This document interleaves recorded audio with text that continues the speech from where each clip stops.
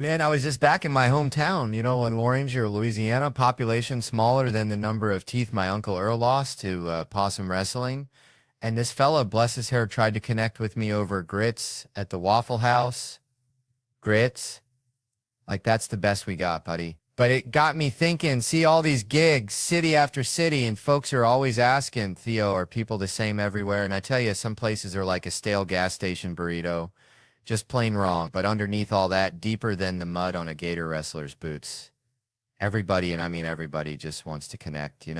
Like when you see a hound dog and you just know you got to give it a belly rub. It ain't about the language. It ain't about the fancy cars or the teeth. It's just that human or canine urge to link up. And when you got chemistry with someone, that real stuff, it's like finding a $20 bill in your grandpa's overalls. Pure gold. Do you want to hang, maybe date, maybe even, and I ain't judging, maybe you want to bury him 18 miles west of Lake Worth and get a little thrill every time you drive by. We all have our things, right? But sometimes, Lord have mercy, sometimes there ain't nothing there, like trying to make sweet tea with salt water. I'm checking in at this hotel the other week, see, and this dude behind the counter, he hits me with the small talk shotgun. Where you from? Los Angeles, I say, hoping to shut it down quick. But he's like, oh yeah, I got family in Denver. I'm thinking, dang, what are the odds? Then he drops the bomb. Yeah, they got a furniture store. I'm trying to be nice. I like to sit on furniture. All right. Settle down, folks. Settle down. So growing up in Slaughter, Louisiana, you wouldn't believe the nicknames. I weren't exactly tall. See, more like compact. One dude, Cousin Earl, bless his heart, he'd yell across the Piggly Wiggly, hey, Theo, I can't believe it's that big. Referencing my personality, I guess. Wasn't the height, but the sheer force of will. You see? Like a chihuahua with a Napoleon complex. And that's me.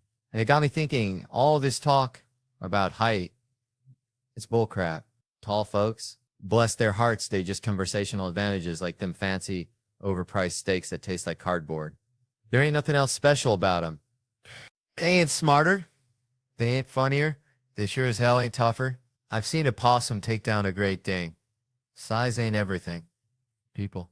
My grandma used to say, little man, little woman, they the salt of the earth. And she knew she was barely 5 foot nothing. Could skin a deer faster than you can say sweet tea. So all you short kings and queens out there, rock that height or lack thereof. You're the real MVPs. Reminds me of this fella, DJ can tie his, well, let's just say older gentlemen have some unique talents down there. But seriously, though, height aside, it's about what you bring to the table, not how high you can reach the shelf. It's like Kevin Hart. Love that little dude. He gets all the chicks despite his size. Oh, and party tricks. DJ can tie his balls into a knot. That is his party trick. Reminds me of Santa coming down the chimney. Am I right?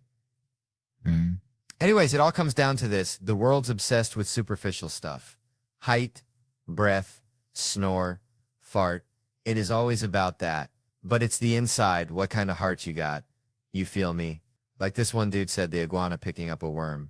Who am I compared to that iguana? And I'm up here thinking about Honky Pete as Jumanji League superheroes. It's bonkers. You rather never have sex again, or every time you do, you scream Jumanji. Jesus Christ. My point is, don't go trying to be something you ain't. Own your weirdness. Embrace your flaws, because at the end of the day, that's what makes you. You, whether you are Black Adam or Honky Pete, embrace it. Life's too short to be anything but a little snack size. Denzel, just ask Wayne Johnson with women thighs. And if anybody gives you grief about your height, just tell them to kiss your, well. Just let your little light shine, y'all. Let it shine. And if they still give you trouble, tell them Theo Von sent you. And I'll sick Cousin Earl on him. He may be short, but he's got a big heart and a, Anyways, I'm done. I'm going to get some nutty butter and tea with the queen, y'all. See you later, alligator. I tell you what, a few weeks back, my email got ransacked at like a trailer park after a tornado, but it had this weird silver lining. It was one of them deals where they crack into your digital mailbox and start slinging spam links to everybody you ever even side-eyed in your address book. So basically, I became a digital typhoid Mary, spreading a rash of weirdness to all my contacts, which honestly was kind of like killing two birds with one stone because I'm terrible at keeping up with folks. I'm like a hermit crab with a smartphone. Consider it my Christmas card for the year, a digital thinking of you with a hint of identity theft. And then, bless their cotton socks, everybody emailed back to tell me I'd been hacked. It was like a digital baby shower, folks, crawling out of the woodwork to send their well wishes and warnings. Email viruses, man, they bring folks together in ways you wouldn't believe, like a potluck after a hurricane. And I get this, one fella I know, bless his heart, emails me back saying, I quote, "Hey, clicked on the link you sent. Don't want to buy any herbal Viagra." Dead serious, this ain't no comedian. I've known him 17 years. He's dumber than a box of hair. That's the long and short of it. So, a few things tickled me about this whole shebang. First off, who in the name of Dale Earnhardt still clicks on spam links? And this link, mind you, looked like it was cooked up in a meth lab. Dollar signs and swastikas, like HPV wrote a website. He gets this in a blank email and thinks, yep, that's the ticket.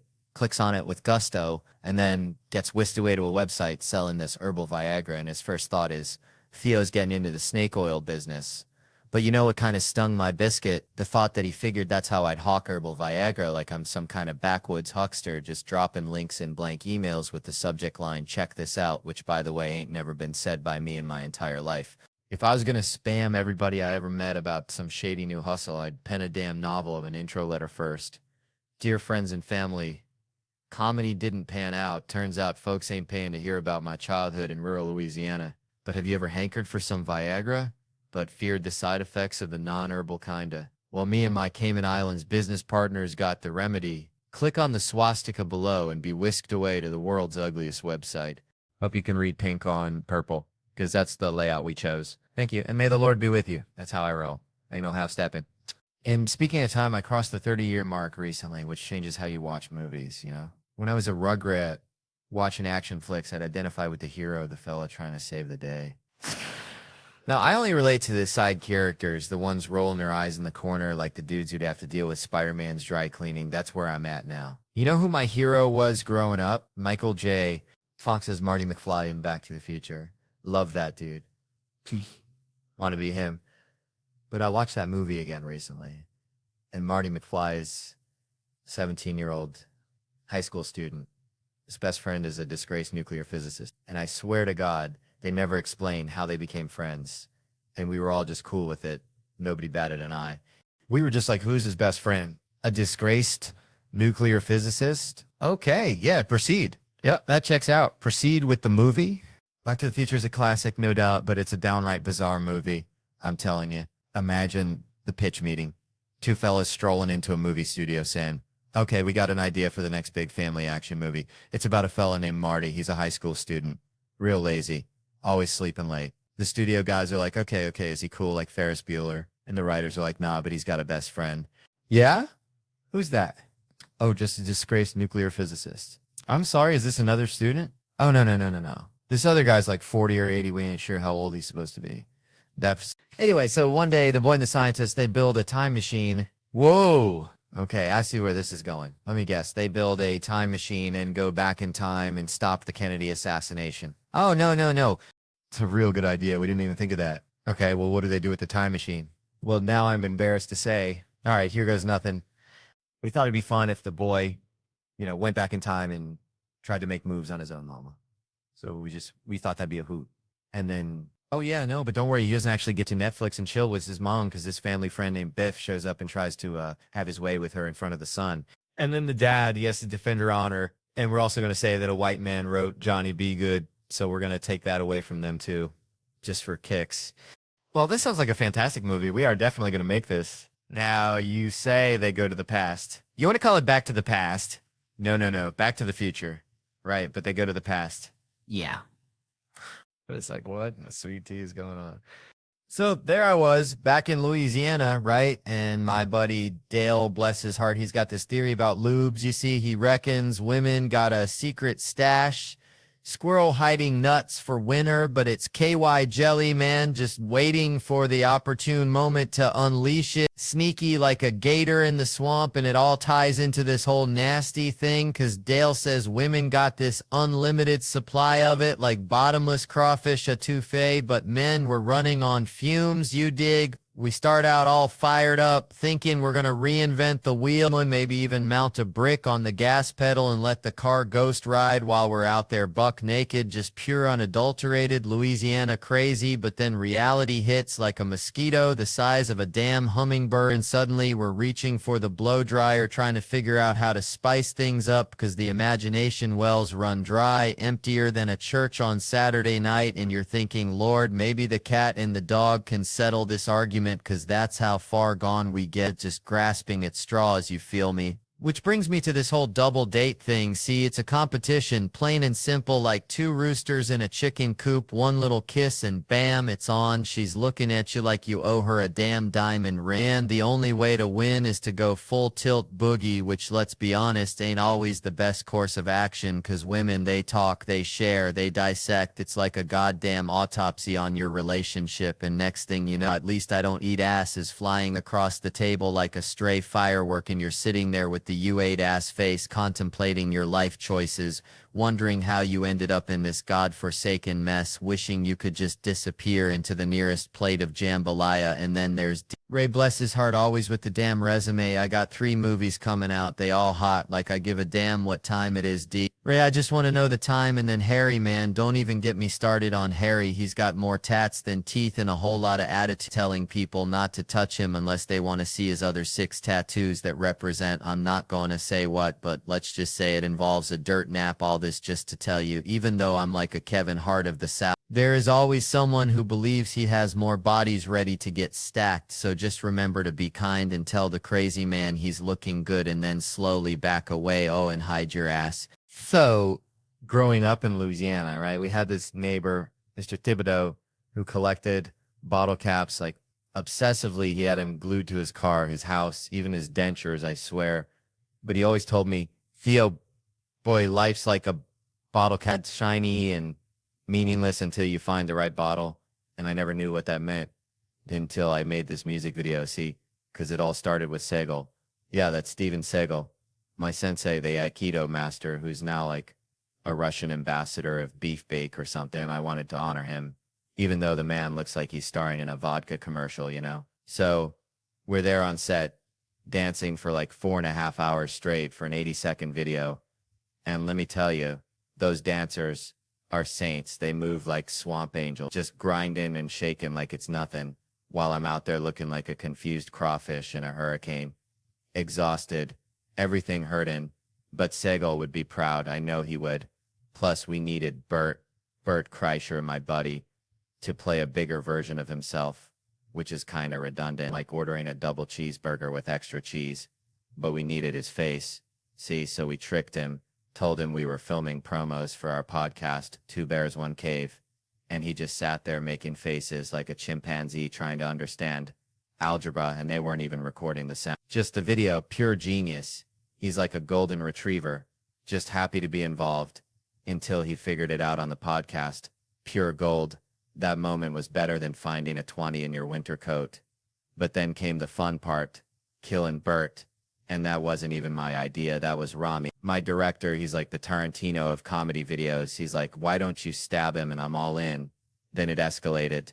Stab, handgun, shotgun, machine gun. I'm feeling like I'm in a Rambo movie directed by Mr. Rogers. And I swear, I'm not a violent person. I just love a good visual gag. You know, afterward, everyone was asking, Theo, how much did this cost? Like I'm freaking Elon Musk with a crawfish accent. But Rami hooked me up friend rates. He's a real one. So it wasn't 6-figure, but it was more than Bert's therapy bill. I'll tell you that much. And to Bert, I gotta say I love you, man. It was fun, but let's be real, I can run faster, jump higher, I'm stronger, like a genetically modified otter. So, next time bring your A game. Or maybe just bring some bottle caps, Mr. So, Thibodeau would be proud. He'd probably glue him to a coffin or something. Man, back in Shreveport, we had this drinking crew, real deal redneck poetry slam. You know, me, Mark, Sam, and this dude Soder, who looked like if a scarecrow and a golden retriever had a baby. And then there was Nate, bless his heart. Nate could only book gigs at this place near Broadway, like the armpit of the New York comedy scene. They call it the world. Like like a Walmart greeter directing you to enlightenment, and he'd be doing unpaid sets at 11 p.m. while they're charging cover. This is like prehistoric comedy days, like finding a fossilized microphone, and this is before Soder was selling out stadiums. Wild, right? Anyway, the world was basically the Broadway comedy club's ugly stepsister. Like they'd be advertising Dave Chappelle's here tonight, knowing full well Dave was probably at home eating a gourmet grilled cheese. And one time I swear they tried to pitch me Tina Fey was going to do stand-up. Like, who are you trying to fool? You think she just ditches 30 Rock for this? And the mural on the wall was like a fever dream painted by someone on Bad Shrimp. But the real kicker, they served fake alcohol, like the kind made from corn syrup they sell near schools. Because they don't have a real liquor license, it's like trying to get drunk off communion wine, which, thinking about it, is probably worse. And it was 12% strength. You know, order a vodka tonic and you're basically getting a grape soda with a buzz. I even got spat on at that joint, like full-on loogie warfare. I was roasting this dude in the front row, felt like I was talking to a donkey, and he just lets loose, right on my chest. But bless those sassy Hispanic waitresses, they jumped in front of me like I was El Chapo. They were ready to throw down.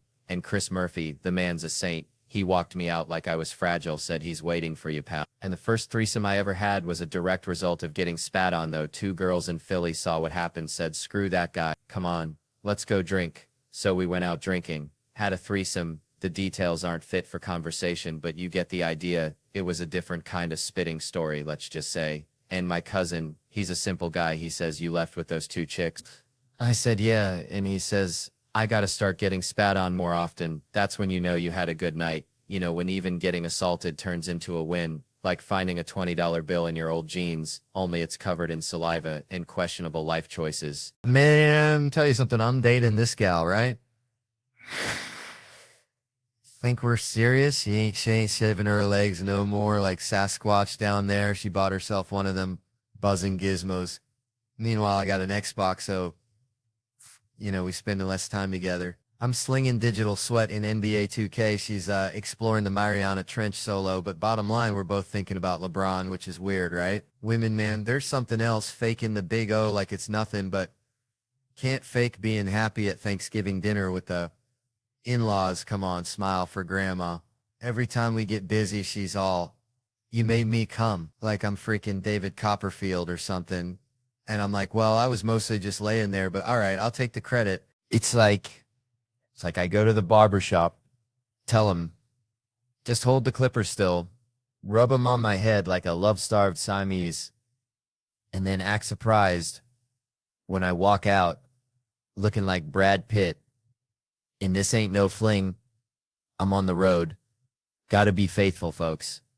Ask Theo how you do it. All them temptations. My secret, ain't a single woman ever even looked at me sideways. That's how I stay faithful. It's a daily struggle, a constant battle against nothing. I'm on a plane, hot tamale walks my way, and I'm praying. Please, Lord, let her sit next to anyone but me. She does, silence for 3 hours, and I'm feeling like Gandhi by the time we land. Like I just won a Nobel Peace Prize for being utterly ignored. Used to hit up strip clubs, you know. Now I'm on a quest. Want to be a mentor, a good influence. Tried to join Big Brothers. They wouldn't let me near a kid. Messed up the interview real good. They ask, what's a bad example of a big brother? And my dumbass says, child molester. Lady looks like I just kicked her puppy. She meant impatient. And I thought we were playing for keeps. They ask what I bring to the table. I say patience, which is the opposite of pedophilia, folks. The willingness to wait. That's a joke. Dark as my Uncle Earl's moonshine, but structurally sound. Worth a chuckle. Gotta laugh at the messed up stuff. Keeps you from going completely bonkers. This past few weeks, news been wild. Remember that little feller got chomped by a gator at Disney World? Seemed like the highlight of the year, didn't it? ISIS even tried to claim responsibility. That's when you know things are truly sideways. Alligators working for the bad guys, Lord have mercy. Speaking of scary, Delta Airlines, I despise them. Except for them Biscoff cookies. Them are good, damn good, dunk 'em in coffee. Eat 'em plain, versatile little biscuits. Reminds me of biscotti, all pretentious, like Chips Ahoy went to Europe for a summer Delta, though. They stole 20,000 miles from me. Hard-earned miles from flying coach and catching the herp from the armrest. I call Lady on the phone says, we don't do complaints no more. You got to email and it'll take 6 months, 6 months. She might as well spit in my face. Then she adds, also, your mama's a, well, she didn't say that exactly, but that's how her words made me feel. See, that's therapy. You can say whatever you want as long as it's how you feel. I tell my girl I ain't calling you crazy, honey. I'm just saying, based on your actions, you'd fit right in at the funny farm. It's insensitive if you disregard my feelings. That's what I'm saying. Get transferred to another lady at Delta. Worse than the first says my miles are from 2010. They didn't start keeping track till 2011. Sorry, with an AZ at the end. The most insincere of all apologies. That's the kind of sorry you give when you're standing over a body at a funeral. And I'm all, this ain't fair, she says. Well, I don't know what to tell you. I say, I feel like you're being condescending. And she asks, who am I? And I'm not proud of what I said next. I said, I hope you die in a fire. I'm just reporting the facts, trying to be honest. In my defense, I didn't say, I hope I kill you in a fire. Just said, I hope. Better world type thing. Maybe a treatable form of cancer would be fair. You know, treatable. I ain't a monster. She shows up to the hospital. They say, your insurance ran out in 2010, so sorry. And I'm like, well, karma's a Biscoff cookie, ain't it? All right. Settle down now, folks. Let me tell you something. Grew up in a town so small, the church picnic was the biggest news of the year. Used to be this fella, Cletus, bless his heart, he thought he was a squirrel. Not like, oh, I like acorns, but full-on tree climbing, nut hoarding kind of squirrel. One time, Cletus tried to bury me alive in a pile of leaves because he said I was a rival nut gatherer. That's when I learned, folks, life's a whole lot like a possum in a grocery store parking lot. You never know what kind of mess you're going to get into. Which brings me to John Mulaney. Remember that guy? Emmy winner, Netflix star to the whole shebang. He's playing Madison Square Garden for crying out loud. But see, Seth Meyers, that sneaky devil, he's got to grill him about his outfits. Mulaney walks out looking like he just wrestled a bear and lost, and Myers is all, where's the suit, Johnny boy? It's like confronting a raccoon for eating your garbage. You know it's wrong, but you secretly admire the audacity. But apparently some folks intervened on Mulaney a while back, said his life was spiraling. And I ain't one to judge.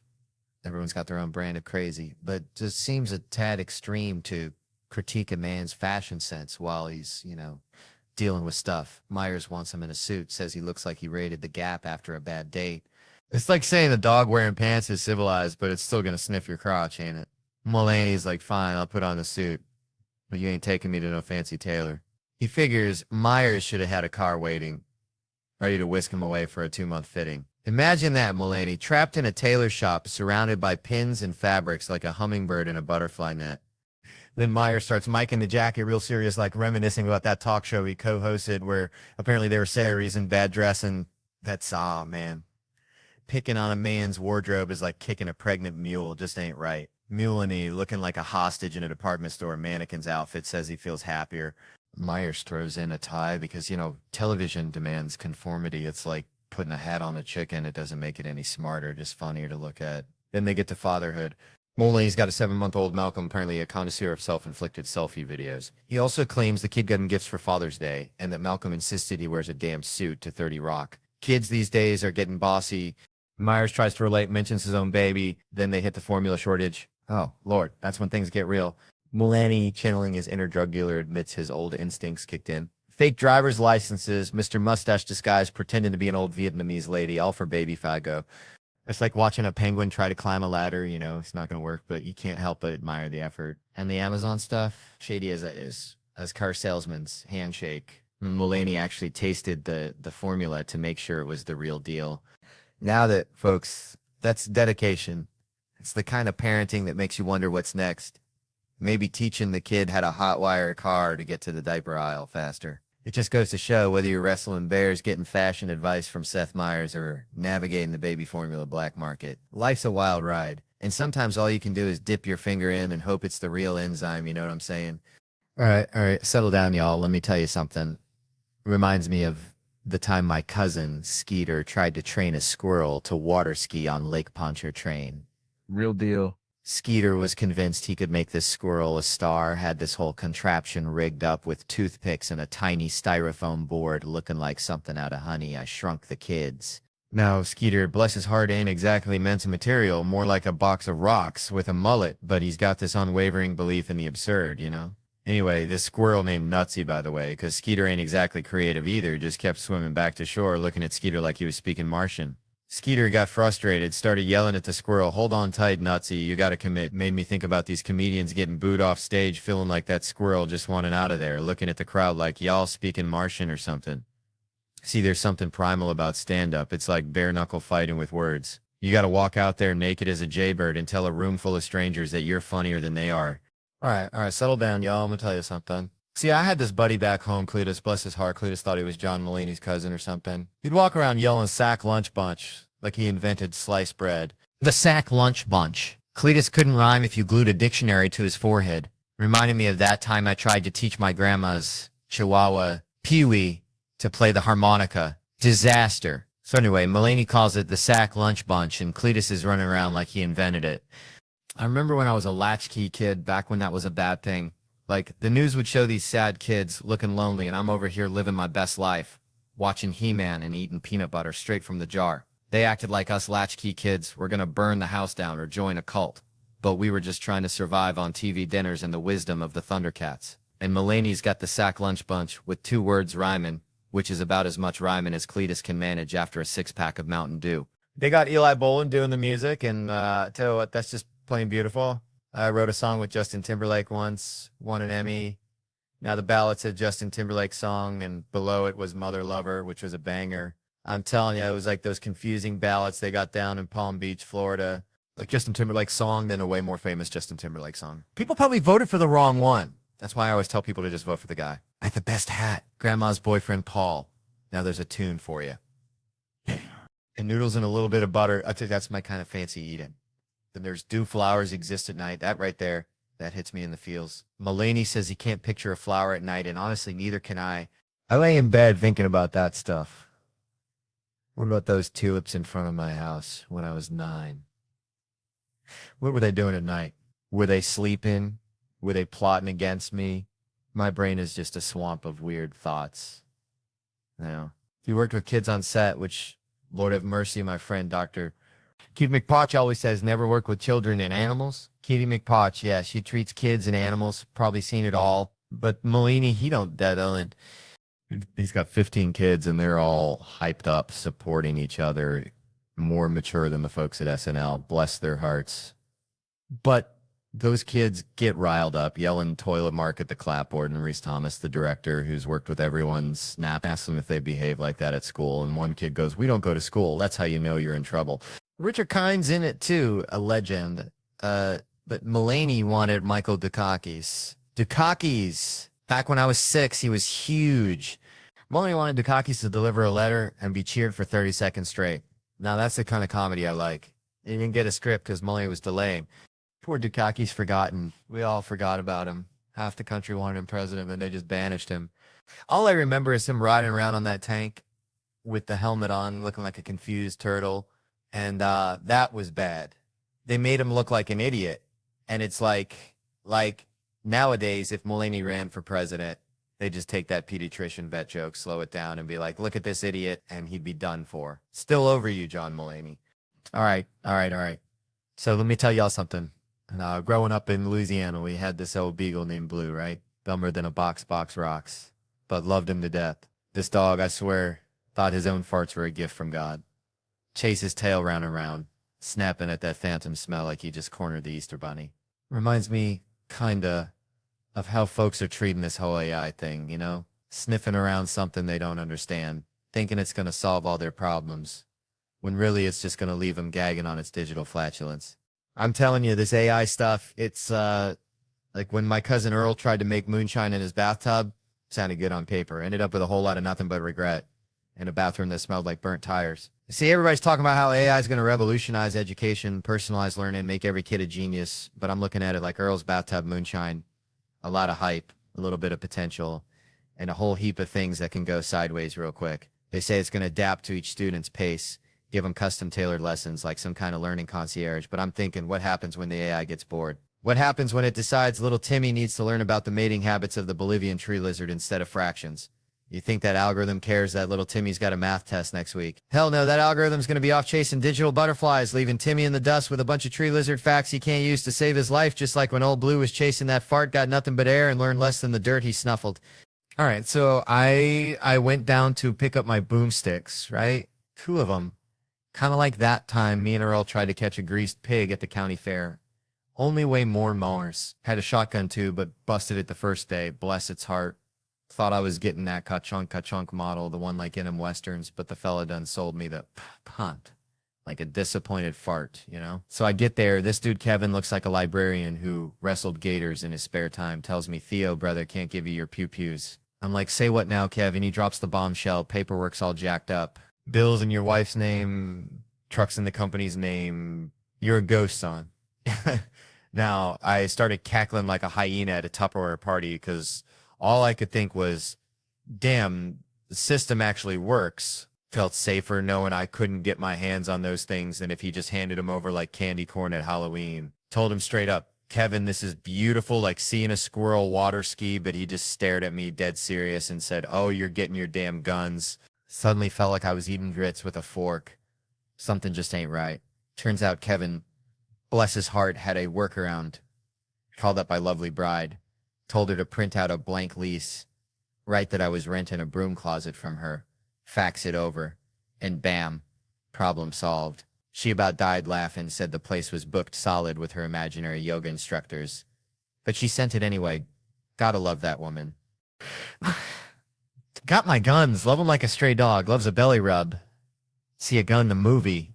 I'm calling Kevin faster than you can say sweet tea. Like when I FY, Agent Smith rocking that Desert Eagle. I had to have it.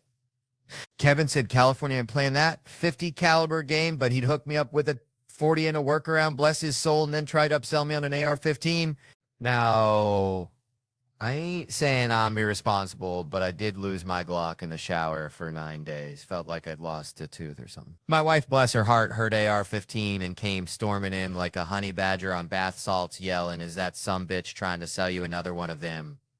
Killing machines.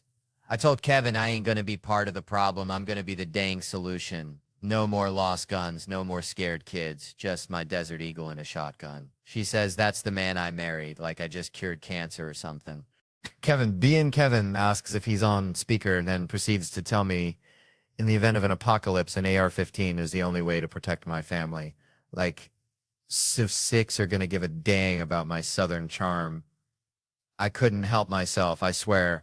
I asked if he could get one with a bump stock. My wife promptly canceled my lease faster than a catfish can swallow a cricket. Guess I'll be sleeping in the doghouse with old Blue tonight. Man, growing up in Tickfaw, Louisiana, population maybe 100 and a dog, life was simple, like cornbread and Shetland simple, I swear. I remember one time, me and little man, that's what we called him, because, well, he was little and a man we were catching crawfish down by the bayou, and this old lady, Miss Iflin, she comes strolling by with her chihuahua. Peaches dressed in a full-on Saints uniform, because that's just how Miss Ifling rolled, right? Anyway, Peaches starts barking at the crawfish. Miss Ifling starts yelling at Peaches. And I swear, little man just looks at me and says, Theo, sometimes I feel like we're living in a cartoon drawn by a squirrel on meth. And I was like, little man, you might be onto something, you know? It's like that's my whole childhood encapsulated right there. Weirdness, beauty, and a hint of existential dread. Which brings me to this thing about respecting authority, because my mom, bless her heart, she had a way of teaching lessons that involved cussing, violence, and a healthy dose of Southern sass. See, I was a rambunctious kid, always running my mouth, always pushing boundaries, like a beagle chasing a mail truck. One time, my teacher, Miss Green, sent a note home saying I was acting a fool in class, which, let's be honest, was probably true. All right, folks, let me tell you something. Growing up in Possum Trot, Tennessee, population smaller than a Walmart on a Tuesday night. We didn't have no fancy math groups. No Blue Angels flying high. We just had smart kids and the rest of y'all. And I was definitely hanging out with the rest of y'all. Probably eating a moon pie and trying to figure out why the sky was blue, which, you know, is a deeper question than any algebra equation. I swear it makes you think about stuff like how we're all just dust particles floating in the cosmos, kind of like those folks on Law and Order, always finding dead bodies in New York, which I gotta say I love that show, especially the one where the dude is unloading crates while the detectives are asking him about a triple homicide. Like, sir, your neighbor's been murdered and his cats are missing. And he's like, yeah, Yeah, Tony Ramirez, Tuesday's box of bananas. I tell you, that reminds me of my Uncle Billy, who wouldn't stop whittling even when a tornado was coming. Said he had a wood spirit to appease anyway. Law and Order's just comfort food. You know, same story every time, like them Dollar General cookies that are always a little stale, but somehow you still eat 'em. And then there's Jerry, Orbach, Lenny Briscoe himself. That guy was a legend. I miss him more than I miss my Aunt Mildred's potato salad at Thanksgiving, which, let me tell you, was a culinary crime against humanity, bless her heart. Jerry was the best. Always had that dry wit like a good shot of moonshine on a cold night. And then he went and died. And get this, they gave his eyeballs to 2 different New Yorkers. 2 different people walking around with Jerry Orbach, looking out at the world. Imagine the pressure. I mean, what if one of them starts making those little wisecracks at crime scenes, like, looks like someone didn't pass their final exam. That'd be something. Or maybe they both fall in love, like some kind of bizarre rom-com. Love at first sight. New York. 2 strangers meet, who only share a pair of deceased detectives' eyes. He likes football, she likes stocks, but then they stumble upon a dead body and at the same time they both just blurt out, well, class dismissed, as they gaze into each other's Jerry Orbach-y eyes. Man, I was just down at the Piggly Wiggly the other day, right? And this fella, bless his heart, he's trying to return a watermelon. Says it didn't taste like nothing. Like, what'd you expect? Sunshine, a symphony in your mouth. Anyways, it got me thinking, like, this whole putting yourself out there thing, you know? Like, when I first started doing that weird voice for Digman, that Nick Cage meets psychopath, I don't even think Nick Cage knows he's the muse. He's probably too busy wrestling alligators or something. He ain't watching Comedy Central, probably busy building pyramids out of his old scripts. But seriously, South Park's right before us, and those fans are die-hard. Been watching longer than my grandma's been making sweet tea, which is saying something. So all I'm asking is y'all, just leave the TV on, all right? Let Digman play in the background. All right, folks, let me tell you about something I saw back home in Louisiana. This old fella, Cletus, bless his heart, he thought camouflage made him invisible, wore it at the grocery store. The bank even wore it to his own dang divorce hearing, claimed his wife couldn't see him to serve the papers. Judge wasn't buying it, looked at him like he was a squirrel trying to pay for nuts with bottle caps. But anyway, it reminded me of something way bigger, something on the news. See, it's like this whole China, Taiwan, Australia, America shebang. It's like Cletus trying to hide in plain sight, thinking nobody notices him stuffing crawfish down his overalls at the Piggly Wiggly, but really everybody's just politely pretending not to see. So this Taiwan thing, right? Everyone's all puffed up with their chests out, and I'm just, hang on a second, are we even going to know who we're fighting anymore? I mean, you see how many folks are rocking those free Hong Kong shirts with the same kind of confused look I get when I try to assemble IKEA furniture. It's like trying to tell the difference between a possum and a raccoon in the dark. Both got pointy noses and beady eyes, and you probably don't want to mess with either one, you know? We're going to need some kind of system. Some kind of, I don't know, secret handshake, maybe a password like the crawfish boil is at Aunt Mildred's, and if they answer bring the boudin, then we know they're on our side otherwise. Well, it's going to be a real dang cluster, like trying to herd cats through a car wash, I'm telling you. And don't even get me started on the accent thing. I mean, I can barely understand my own mama when she's talking about the gizzard she found at the butcher shop. How am I supposed to decipher Mandarin, Taiwan, or whatever else they're speaking over there while the missiles are flying? So I'm just saying we need a plan, a real down-home common sense plan. Maybe we just give everyone a breathalyzer, whoever blows the highest wins, or maybe, just maybe, we all just sit down, share a plate of fried okra, and figure out how to avoid this whole mess in the first place, because war, folks, is like a hangover after a crawfish boil. Nobody really wins, and everyone ends up regretting something they did. Man, I remember back home, Shreveport, Louisiana, we had this cat, Cletus, that looked just like a possum wearing a MAGA hat, always yelling about the government. Cletus, bless his heart, thought fluoride in the water was a conspiracy to turn us all into frogs. Frogs, I tell you. And it reminds me of something Shane Gillis said, right? Gillis, that's a name that rings like a rusty old church bell, you know? He had this joke darker than my mama's burnt gumbo about Trump getting shot. Now, I ain't wishing no harm on nobody, except maybe mosquitoes and telemarketers. But Gillis painted this picture, see, Trump standing there, mouth running faster than a coon dog after a squirrel, probably bragging about his golf score, then bam, out of nowhere, just goes, like a busted lawnmower. And that's the kind of humor that sticks to your ribs like gravy on a biscuit. It's wrong, but it's funny, like seeing a squirrel wearing underpants. But then Gillis, that wild card, throws Biden in the mix, saying he's so out of it, you could just walk up and boop, tap him on the nose, no security guard even bat an eye, just Mr. President, How the hell are you? Like, he's a stray dog you just met. It's like, dang, that's savage. Almost like comparing a Ferrari to a horse-drawn buggy. Ain't saying it's right, ain't saying it's wrong. Just saying it's something makes you think, makes you think about how weird this whole dang world is. Kind of like seeing a cat driving a tractor, pure chaos. All right. So check this out. Reminds me of my cousin Billy Ray. Bless his heart. Used to say just turned sweet 16 about his prize-winning hog at the county fair. Now Billy Ray, he wasn't the sharpest tool in the shed.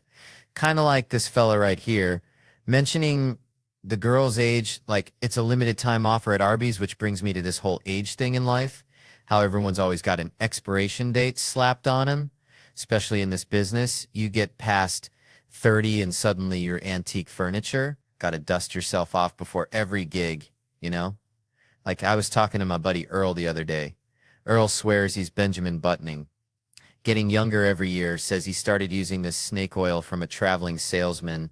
Smells like old gym socks and regret, but Earl, he's convinced it's the fountain of youth, which is probably what this young fella thinks he's got with the fresh out the oven girlfriend. Forgetting that life's a microwave, and sooner or later, everything gets reheated and ends up tasting kind of rubbery, just like Earl's snake oil. Promise, honestly, probably most of our dating lives. All ending up with us wondering if maybe we should have just stuck with the hog at the county fair. Least then you know what you're getting. Maybe just stick with the mac and cheese and avoid the trouble altogether. All right. So I was back home in Louisiana last summer, right? Visiting my Aunt Karen. Bless her heart, she still calls the internet the web like it's 1998 and she's got to catch some digital flies in it. And she's showing me these articles on her iPad. Screen cracked like a bayou riverbed after a drought. And she's going on about hot moms this and hot moms that. And I'm thinking, Aunt Karen, you're trying to be hip, but you're about as hip as a square dancing convention at a Cracker Barrel. And right, she keeps saying it's the algorithm, but all this online self-care stuff for moms, is it real? It reminds me of this time I saw a raccoon trying to unlock a car door with a Slim Jim. Looked real dedicated, but you knew deep down it wasn't going to work, And I'm not saying moms shouldn't take care of themselves. Lord knows they deserve a vacation to Aruba after birthing a human. I'm just saying back in my day, which was 81, we saw more moms putting the family ahead of themselves, like my own mom running on fumes and coffee so dark you could see the future in it, doing the kids' homework, cleaning up puke after a Saturday night wedding, the real mom stuff. So now these hot moms on Instagram, they doing all this yoga and like posing with their kids for the gram. It's all shiny and perfect, but are they teaching them anything useful? Can they even change a tire or tell a squirrel from a chipmunk? It's like, I appreciate the dedication, but you remember that kid falling down videos on YouTube that used to be accidental, like pure unfiltered chaos. Now they staged like a damn Shakespeare play. You see that kid walking toward that hot stove and the parents got the camera out, ready to hit that record button. It's like, go on, touch it, learn from your mistakes. Anything for the clout, which is creepy, really creepy. Makes you wonder when the line of good parenting or just content gets crossed and it's a whole new world. So I guess all I'm saying is let's bring back the messy, imperfect, real mom moments. The ones that don't get likes but make all the difference. Now, if you excuse me, I'm going to go sign posters, kiss babies.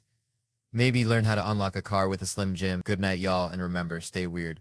All right, settle down, y'all. Let me tell you something, my cousin Ricky, bless his heart, he used to try and catch squirrels with a butterfly net, right? Butterfly net. Said he was going to train him to pull a little wagon like a gosh darn miniature Clydesdale team, and I'm sitting there thinking, Ricky, you're about as likely to train a squirrel as you are to teach a possum to play the banjo, but hey, that's Ricky. Reminds me, people laugh at folks' imperfections, their little stumbles and bumbles, physical flaws, things you can see plain as day. And yeah, it's funny sometimes, like when I tried to wear Crocs to a wedding. Hilarious. Disabilities, that's a whole different ball game, ain't it? Most ain't funny, especially the ones that end up on quilts or those 10K runs. Those are straight up tough, no joke about it. But then you got these weird situations, these curveballs life throws you, and you got to ask yourself, is that funny? And let me tell you, I got 3 examples that'll have you question your entire existence. First, foreign accent syndrome.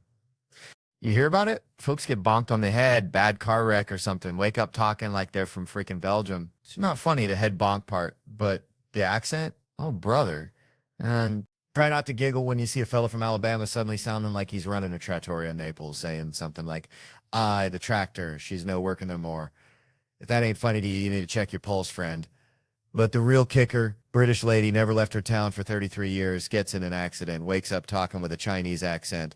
Chinese! Suddenly she's all, hello, I have no conversated with you over many moons. You want a cup of tea? Do you hear what I'm saying? Tell me there ain't a god with a seriously twisted sense of humor. And don't get all woke on me, it's a white lady. It's like she ordered the wrong accent on Amazon. But look, that British lady, she can say what she wants, maybe even start offering happy endings with that tea. Who knows? All right. If you're still stone-faced, how about this? Persistent genital arousal disorder? Basically nonstop, every 90 seconds. Imagine trying to hold down a job like that. Trying to sell someone a used car. This baby's got low mileage. Bam. Or getting groceries. They can't get any peace, any calm. It's just a mess. It's just, can I try on this shirt? Forget the shirt. I need new pants. And some poor soul's got both those afflictions. Can you imagine? Sorry to hear about your dad passing away. Ooh, that feels good. I just made that up. Maybe not funny to you, but I'm rolling with it. Still not convinced? Tourette's. My 5th grade Catholic school. New kid walking in on a Wednesday mass day. Priest starts, in the name of the Father. Kid, infant yells, fuck your cunt. Silence. Priest keeps going, Holy Spirit. Kid again, lick my balls. Fuck you. I'm dying. Trying not to explode. Kid next to me whispers he's got Tourette's. It gets old. But never got old. Best 3 years of my life. Especially the substitute teacher. They didn't warn her it was biblical. Saw a 10-year-old shatter a grown woman's spirit. Poor lady walks in, read chapter 3. Tick starts building. She's like, what's going on? He starts painting his own shirt with markers every day. She didn't know. Then he does his face. She's like, stop that. He goes, you bitch, fuck you. She's breaking down. What's happening? They're like, that's Kevin. Why are you crying so much right now? She died inside, quit teaching, but she's fine, Probably selling candles on Etsy now, telling folks this scents are inspired by inner peace. The important thing is just look for the joy, or at least try to find the humor even when it's dark. It's a midnight deer stand or something. All right. So let me tell you something about growing up in the bayou. See, we had this pet raccoon, right? Named him Earl, because he looked like my Uncle Earl after a crawfish boil, all red-faced and kind of sideways. Anyway, Earl, bless his heart, he was dumber than a box of rocks, but he knew one thing, survival. And that reminds me, I saw this lady up front here sleeping like a possum in a sunbeam, and it just hit me. We're all just trying to survive, ain't we? Like this guy's trying to get his wife a Mai Tai for her birthday, bless his heart, and she's out cold, probably dreaming about saving lives at the hospital because she's a nurse tech, a real-life superhero, And nurses, man, they're like cops. They deserve to unwind, get a little goofy, because they see some crazy stuff that would turn your hair white faster than a skunk at a Klan rally. But see, here's the thing, right? Everyone, and I mean everyone, gets a little cranky when they're hungry or sleepy. It's a universal truth, like gravity or the fact that grits are delicious. But my grandma used to say, a fed woman is a happy woman, and that's probably why my grandpa kept a jar of pickled okra in his pocket at all times, in case. So maybe this lady ain't cranky. Maybe she's just waiting for a man to finish telling this story, because let's be honest, a good story is like a warm hug on a cold day, or a perfectly fried catfish sandwich with extra tartar sauce. It just hits the spot, And hey, if a little heckling makes it better, then bring it on, baby, because I'm just here to entertain, like a banjo-playing monkey at a county fair. Weird, maybe a little offensive, but you won't forget it anytime soon. All right. Settle down, y'all. Let me tell you something. Used to have this chihuahua back home, okay? Little fella named Napoleon, thought he was a Rottweiler, I swear. Hated baths. Hated him worse than I hate lima beans, which is saying something, because I think lima beans were invented by the devil himself. Anyways, reminded me of Kevin, because remember when Kevin wasn't famous? Shoot. He'd show up smelling like a gym sock and a dreamsicle, At least twice a week he would shower back then. Now it's all cologne, like he's trying to fumigate a whole damn city block or something. Got that cloud around him like Pigpen from Peanuts. They call it something else back in Louisiana, but I ain't saying it. But you know what, though? All this money and fame hasn't really changed the dude much. Truth be told, still the same old Kevin, same piece of work, always been a little rascal, like a squirrel hiding nuts in your couch cushions, ain't paying nobody on time. Like my Uncle Cletus after a weekend at the casino, always promising, never delivering. That's why they doing the intervention, need money. And people think I'm just laying around my pool all day, sipping sweet tea and getting a tan. Like I'm living the life of Riley. But I'm grinding, man. I'm hustling. Got to go to radio stations, TV stations. Sometimes I got to get on the phone and cuss someone out. And it's costing me, man. I pay way too many people. I'm about to cut this whole damn thing off and build a bunker. But then, they reel you back in, tell you they need you. Like Iramora needs a shark. So here's a question, though, and this is a real one. Who's the funniest out of this crew besides yours truly, of course? I'd say you're funny, man, because you seem smart, and smarter folks are funny in my book. It's about time someone give me a little credit. Praise the Lord, truth finally comes out. But him. Yeah. Dude's quiet. Got to watch out for the quiet ones. They're like a possum playing dead. You never know when they're going to strike. Nah, man, I'm the creepiest, always have been. Anyway, Comedy Central, Netflix, you know the deal. Gotta plug the stuff. Y'all been a good crowd, evened out the balance of my show, met my black people quota for the year. But remember Kevin and the other black guys? We bleed it. Anyway, you can see us on tour at Kevin Hart Nation. You. Joey, what's up, man? And hey, since we're at the end of this thing, I'm going to go walk up this staircase on my set that I've never walked up before. Hit that subscribe button for more of this nonsense, y'all. And remember, always check behind you. You never know what kind of craziness is lurking around the corner. It's probably a chihuahua named Napoleon or Kevin Hart or something equally terrifying. Oh, man. All right. So, listen, I was thinking about my Uncle Dale. Bless his heart. Used to train squirrels to water ski. I ain't kidding. Little League skis. Garden hose rigged up to a kiddie pool. Pure Louisiana genius right there. But that ain't the story. Nope, it's like, remember them old gas station attendants? The ones who checked your oil and kicked the tires? That's how I feel sometimes trying to piece together this whole abortion doctor situation. Like, how do you end up there, Is there some kind of career day where they hand out pamphlets saying, want to work with tiny humans, but like not really? I mean, what's the graduation speech like? Go forth and prosper. But maybe not. Listen, I ain't judging, just asking questions like a possum looking at a shiny hubcap. Pure curiosity, I dig. But seriously, let me give a shout out to this Helium Club in St. Louis. Feels like home here, better than my grandma's chitlins. And you gotta support real comedy, not just that TikTok garbage, cause I got some buddies coming through. Brian Cowan, Tony Hinchcliffe, these boys are sharper than a badger's claw. But listen, my boy Tom Segura, he's been having a rough time, arthritis of the jaw. Can you believe that? From eating too much, too fast, like a damn garbage disposal choking on a Thanksgiving turkey. Doctors wired his jaw shut. Poor fellow looking like a mumbling woodpecker, can't even tell jokes, gotta slurp his gumbo through a straw in those keto protein bars. Lord have mercy, that's some high-grade suffering right there. He'll be here in July, just got his wires cut fresh as a newborn calf, so y'all show him some love, cause that boy is funnier than a screen door on a submarine. So raise your glass to Tom Segura. May his jaw heal quick and his jokes land harder than a wet sack of flour. All right. So, listen, I was back home in Louisiana last summer, right? Visiting my mama, bless her heart. She's got this chihuahua named Killer. Thinks he's a dang Rottweiler. Always nipping at my ankles. Makes you want to punt him into next Tuesday. Anyway, Mama's watching this award show, and they're giving some dude an award. I think it was for selling insurance or something, but it got me thinking about Kevin Hart. Yeah, Kevin Hart. That little dude with the big heart. Ain't that a country song title? Wait, what was I saying? Oh yeah, Kevin. See, there's guys out there like Jerry Seinfeld. Great dudes. Funny as all get out. Wearing the crown of comedy. And let me tell you, that crown ain't no Burger King paper hat. It's heavy, man. Like Mama's cast iron skillet after she's cooked a whole mess of catfish, But Kevin, he wears it like a ball cap backwards, like he's still running the bases. And that dude, he sold 500 million tickets. That's more than people at a Walmart on Black Friday. I tell you what, that's biblical. That's Noah's Ark full of people watching him. And I checked because that's how I do. I get my facts straight like a Baptist preacher, and he ain't just funny. He's a good dude. Helps people out. Goes back to Philly, which, let's be honest, takes guts. It's like wrestling a gator, But he does it, and he probably feels like trash sometimes. We all do. Like that time I ate a whole bag of gas station sushi, but you'd never know it. Never see him fate. See, I wish he was there when I got my dang trophy. He's one of the greatest men I've ever met. It's like, I'm honored to know him, like meeting Dolly Parton. Only funnier and with better abs, probably. And that's the truth. Even if it is like a fever dream after a crawfish boil. All right, so I was down in Loringer, Louisiana, see, back when the only thing hotter than the humidity was my aunt Shirley's perm after bingo night.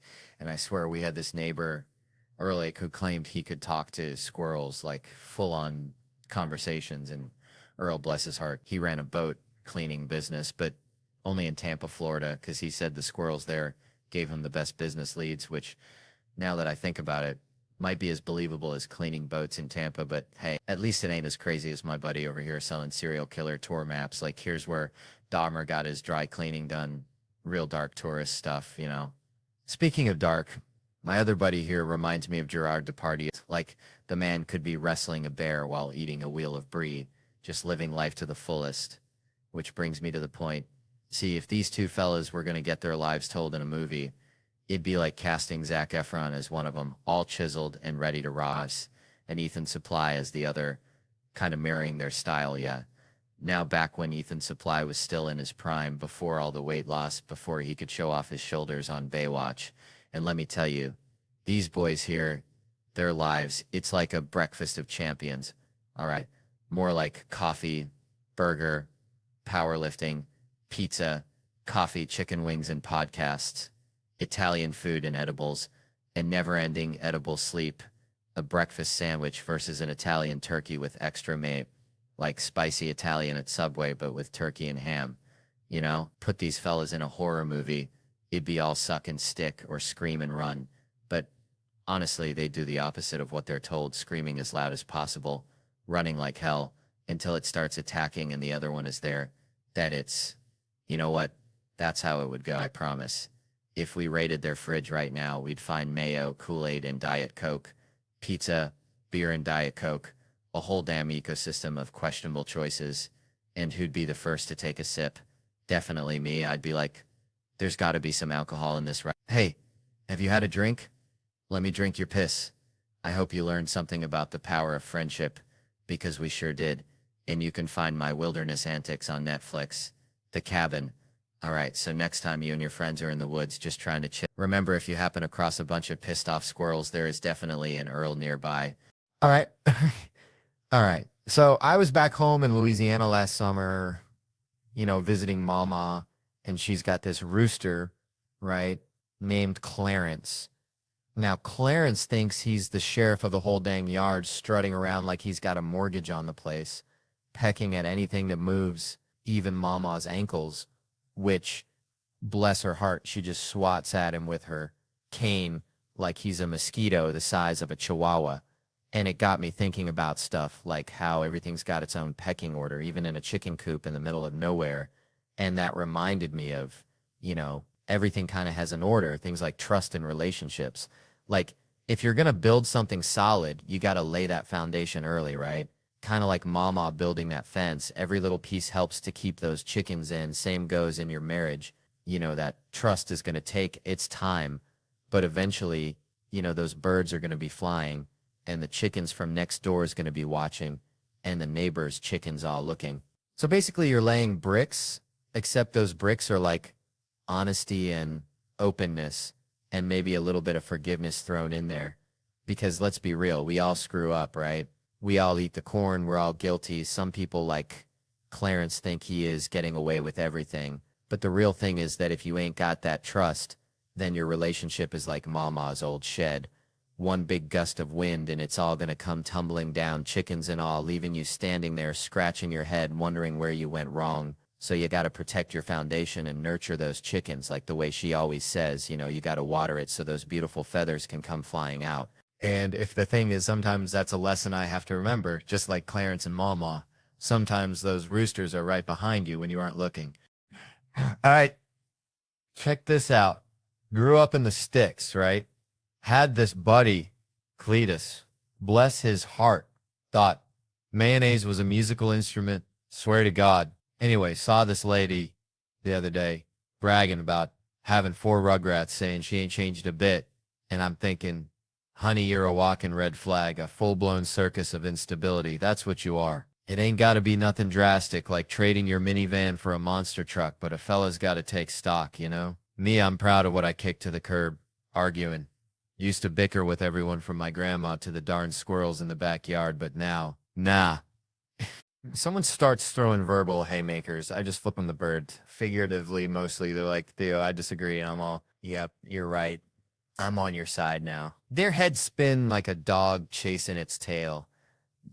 Yeah, all right. So there I was back in Louisiana, probably chasing a squirrel or something, just living that bayou life. And I overhear this gal telling a story all hushed like about some fella, right? She's saying he's yelling. She's saying she don't know how he feels. Typical Tuesday, but then bam, she's changing the subject, asking him questions, trying to be all empathetic. See, now I'm sitting there 6 beers deep thinking this is just another sob story, like when my Uncle Earl lost his dentures in the crawfish pond. Sad, but you move on. But then this lady drops a bomb. The fella only got one leg. One leg, y'all. That's like trying to ride a unicycle in a hurricane. It just ain't gonna happen smooth.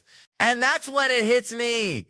This gal was hiding the leg situation. Like she was trying to sell a used car with a busted engine, just glossing over the details. Suddenly, I'm picturing this poor dude back at his place, and I ain't gonna lie, my brain went to a dark place. Like one of them back roads you ain't supposed to drive down after midnight. I started thinking about the logistics, if you catch my drift. Like that's extra room. Like them suicide doors on a Lincoln Continental, you just move the stump, bam, instant access. I felt terrible, y'all. Like I just kicked a puppy, so I tried to apologize, buy him a Bud Light. But he just huffed, stood up on his crutch, and hopped off, probably to go think about life and stuff. But hold on, this ain't all doom and gloom, because later on, back in college, and not too long after the crutch incident, as I call it, I was at a Jello wrestling party, because that's the kind of sophisticated stuff they do in Louisiana. And this dude comes up to me on the staircase out of nowhere, and he's all, "Hey, aren't you in my physics class?" Now, I ain't the sharpest tool in the shed, especially after a few rounds of Jello. So I was like, I don't know, maybe. Turns out we were in physics together, but I was too busy trying not to get slimed to notice, so we start sitting together. He's a nice guy, kind of smart, in good shape, likes to party. Man, reminds me of my Uncle Earl, God rest his soul, used to cut in line at the Piggly Wiggly something fierce, said he was testing their security, which was just his way of saying he didn't want to wait behind Mrs. Higgins and her 800 coupons anyways. I never really thought much about things I do. Like, I take my youngins to the Six Flags, the whole damn Six Flags. We're talking 30, 40 minutes tops. People look at me like I'm Moses dividing the Red Sea with a fanny pack full of hot dogs. But see, I call ahead, got a concierge, like I'm freaking the queen or something. And this fella just walks us right up to the front of every ride, I'm telling you. Done it for years. And I got to tell my kids, look here, this ain't charity. This ain't some kind of Willy Wonka golden ticket situation. This is your old man worked harder than a one-legged cat in a sandbox to get us to the front of these here lines. But there's rules. See, stricter than my grandma's Baptist potluck, rule number 1. And this is paramount. We're strolling past these folks who've been waiting longer than a possum in a pear tree. You do not, and I repeat, do not make eye contact with these heathens. You hear me? Look straight ahead, like you're riding a Clydesdale towards the gates of heaven. Don't glance left, don't glance right, because these folks, they're going to unleash the hounds of hell with their words. They're going to say, I look like I smell a wet dog and regret. They're going to say things about you that'll make you want to join the Amish. But you ignore it. You just let that negativity roll off you like water off a duck's back, because here's the truth, son. When we're back in the Yukon headed home, we ain't never going to see these poor souls again. They're going to be stuck in that line, hotter than a jalapeno in July. Probably still arguing about whether the guy with the Mickey Mouse ears cut him off, and honestly, they're probably going to be in a line for the rest of their lives. Ain't that something? Just a line, folks, just a line. Okay, so growing up in Slaughter, Louisiana, we had this neighbor, bless his heart, named Cletus. Cletus thought he was pregnant one time. Swear to God. Said he had morning sickness and everything, probably just ate too many crawfish. You know how we do, which got me thinking about this whole lake situation people be getting themselves into. Like, you ever had fake sex? I mean, you might think you're tearing it up on your side of the bed, but sometimes it's just a phantom limb situation. Know what I'm saying? Reminds me of this dude I saw at the gas station. All bedazzled skull, looking like Jumanji threw up on him, and I'm thinking, what kind of thug invests in rhinestones? He probably spent more on those little-ass diamonds than my whole damn truck. And that's saying something, because my truck ain't pretty. It's like a rusty mullet on wheels. And speaking of things that ain't pretty, these fellas wearing suits look like they raided the Deacon's Closet, rocking those women's skinny jeans, thinking they're all that, but really they just look like a sausage trying to escape its casing. And I'm just saying, some people got too many teeth in their mouth, like a crocodile got hold of their chompers and just kept adding extras, which brings me to celebrities. Saw Lil Xan the other day, face tattoos and all, looking like a coloring book exploded. And I just want to yell at these kids, stop writing on your face. You ain't gonna get a job looking like a rejected Picasso painting. Then you got Shaq, bless his heart, 4-time MVP, Hall of Famer, but still hanging around Home Depot helping folks load lumber. Like he ain't got nothing better to do, which I guess he don't. Especially since he retired from the celebrity games. Think that man can't handle defeat when it's people like The Rock who done turned soft on us. His forehead looks like it's held on by Velcro nowadays. And then there's Rihanna getting kicked off Instagram for showing too much skin. Which, let's be honest, I'd pay $1 million to see her naked again because that lady is like a sunset over the Louisiana bayou. Pure magic. And these comedians like Kevin Hart bragging about all his houses like he's playing Monopoly with real money. Cabo, Miami, New York, Philly, Jersey, it's like, calm down, shorty. You gonna fall back and hit your soft spot. You know what they say about Hollywood? Don't work with animals or kids, but I'd rather work with a monkey wearing a diaper than these comedians. Acting like they are babies, constantly throwing tantrums. Probably got crayons smeared all over their designer suit. But you know what the real tragedy is? Them waking up in the morning reading the dictionary every day trying to seem smart when really, their lives are just like a bad crawfish boil. All the ingredients are there, but something just ain't right now if you excuse me. I got a date with some boudin and a six-pack. Because that, my friends, is the real soliloquy of life. Thank you and good night.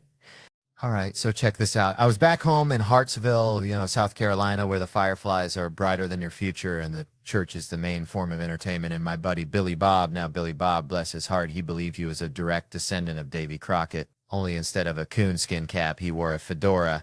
He found it the Piggly Wiggly Lost and Found, and instead of fighting bears, he wrestled raccoons in his backyard, kept them as pets, named him after country singers, had a whole dang family of Whalens and Tammys living under his porch. Anyway, Billy Bob, he gets it in his head that he's going to start a kissing booth at the county fair, charges a nickel a smooch, says he's got lips touched by the angels, but the only angel touching those lips was probably Aunt Shirley after one too many communion wines. Point is, nobody's paying Billy Bob to kiss him, not even the hogs, which brings me to this Halle Berry thing. See, I got Halle Berry, Academy Award winning Halle Berry on my movie, right? And she's down there and I'm thinking, Kev, you mess around and kiss this woman right now or you're going to regret it till you die, because this isn't just any kiss. This is a once in a lifetime opportunity to experience lips sculpted by the gods, lips that probably taste like, I know, sunshine and privilege. And I almost choked, right? I almost turned down kissing Halle Berry, like telling a waitress you don't want free pie, because I was engaged at the time and I didn't want her thinking I was some kind of heathen or something, like, oh, this dude just used me to get with Halle Berry, what a dirtbag. And she was so sweet, man. Halle Berry's like a unicorn mixed with a bottle of champagne and a dash of sassy grandma. She came on set, killed it, brought a level of magic only Halle Berry can. And I'm there the whole time thinking it was a big deal that she was in my film, and then I realized it was a big deal for her to be in the film because it's Halle Berry doing a version of Halle Berry no one's ever seen, which is the real treasure. But I'm still kicking myself now. Should have just gone for it. Should have risked it all for a taste of those legendary lips. I mean, let's be real. I was sporting lumber the entire time. Felt like I had a dang flagpole down there. I mean, I don't know how to explain it to you. So we got it edited out. Thank God for post-production. But lesson learned, always kiss Halle Berry if given the opportunity, because life is too short to play it safe. And who knows, maybe those lips actually do smell like roses and cinnamon. A real heartbreaker. Anyway, the whole point of the movie is my dog, but now you all are being racist, which isn't good, which you can see in Kevin Hart, What Now, only in theaters. So, I was talking to my buddy Earl the other day. Earl's got this pet raccoon named Stinky. Swears it can predict the weather anyhow. We were jawing about comedians, right? Like, who'd be good to run for, something, anything really, maybe even head of the homeowners association. The names they threw out, bless their cotton socks. Jon Stewart, sure, makes sense, smart fella, always got something to say. But then bam, Bill Cosby out of left field. I mean, dang it, it's like suggesting your grandma for an MMA fight. Said something like, get him out of jail, which last I checked, Cosby's either too old or they already let him out. Maybe he's touring retirement homes with a Jell-O pudding show, who knows. I even saw Cosby do stand-up at a Jon Stewart benefit thing once. Wounded Warrior Project, before the whole pudding pop parade went south. And let me tell you, that act was darker than a black bear's armpit on a moonless less. I'm talking deep. unsettling. You're waiting for the punchline, but it just keeps getting more existential, like watching a squirrel try to bury a nut in concrete. Now, I ain't remember the specifics, something about cough syrup and airplane food, or maybe it was the other way around. It was before the accusations, like ancient history. So we were all kind of, sure, Bill, knock yourself out, thinking it was just regular old comedy. But now, looking back, that performance was a straight up cry for help disguised as a Jello joke. And that's the thing about comedy, ain't it? It's like a canary in a coal mine. You can sense when someone's in a dark place. Kind of like Earl's raccoon Stinky when it starts hiding all the shiny objects. Right before a tornado, just a little unsettling feeling deep down in your gut that something's about to go sideways. So I was at this crawfish boil back home, right? Uncle Bobby, bless his heart, tries to deep fry a whole watermelon. I swear to God, he saw it on Pinterest. Anyway, it explodes like a damn grenade, watermelon shrapnel everywhere. Nobody gets hurt, just covered in sugary goo and regret, mostly Bobby's. Reminded me of this one time I wrestled a gator at a church camp. Don't ask. But it got me thinking about the Travel Channel, which, yeah, they call me a professional fun seeker. Sounds like something a robot would say after its programming goes haywire. I'd rather be called professional dumbass, because at least that sounds like me. I ain't fought no bear despite what the internet says, though I did once try to teach a possum to play the banjo. That's a story for another time and another bottle of sweet tea, but the Travel Channel's website is worse than dial-up internet at a Walmart parking lot. Shoot, let me tell y'all something. This private school my youngins go to, it's got me feeling like a scarecrow in a cornfield of egos. Standing there thinking, dang, do they even know I used to sell out comedy shows faster than sweet tea at a Klan rally? I ain't bragging, I'm just being honest. Like that time I found a two-headed squirrel in my backyard.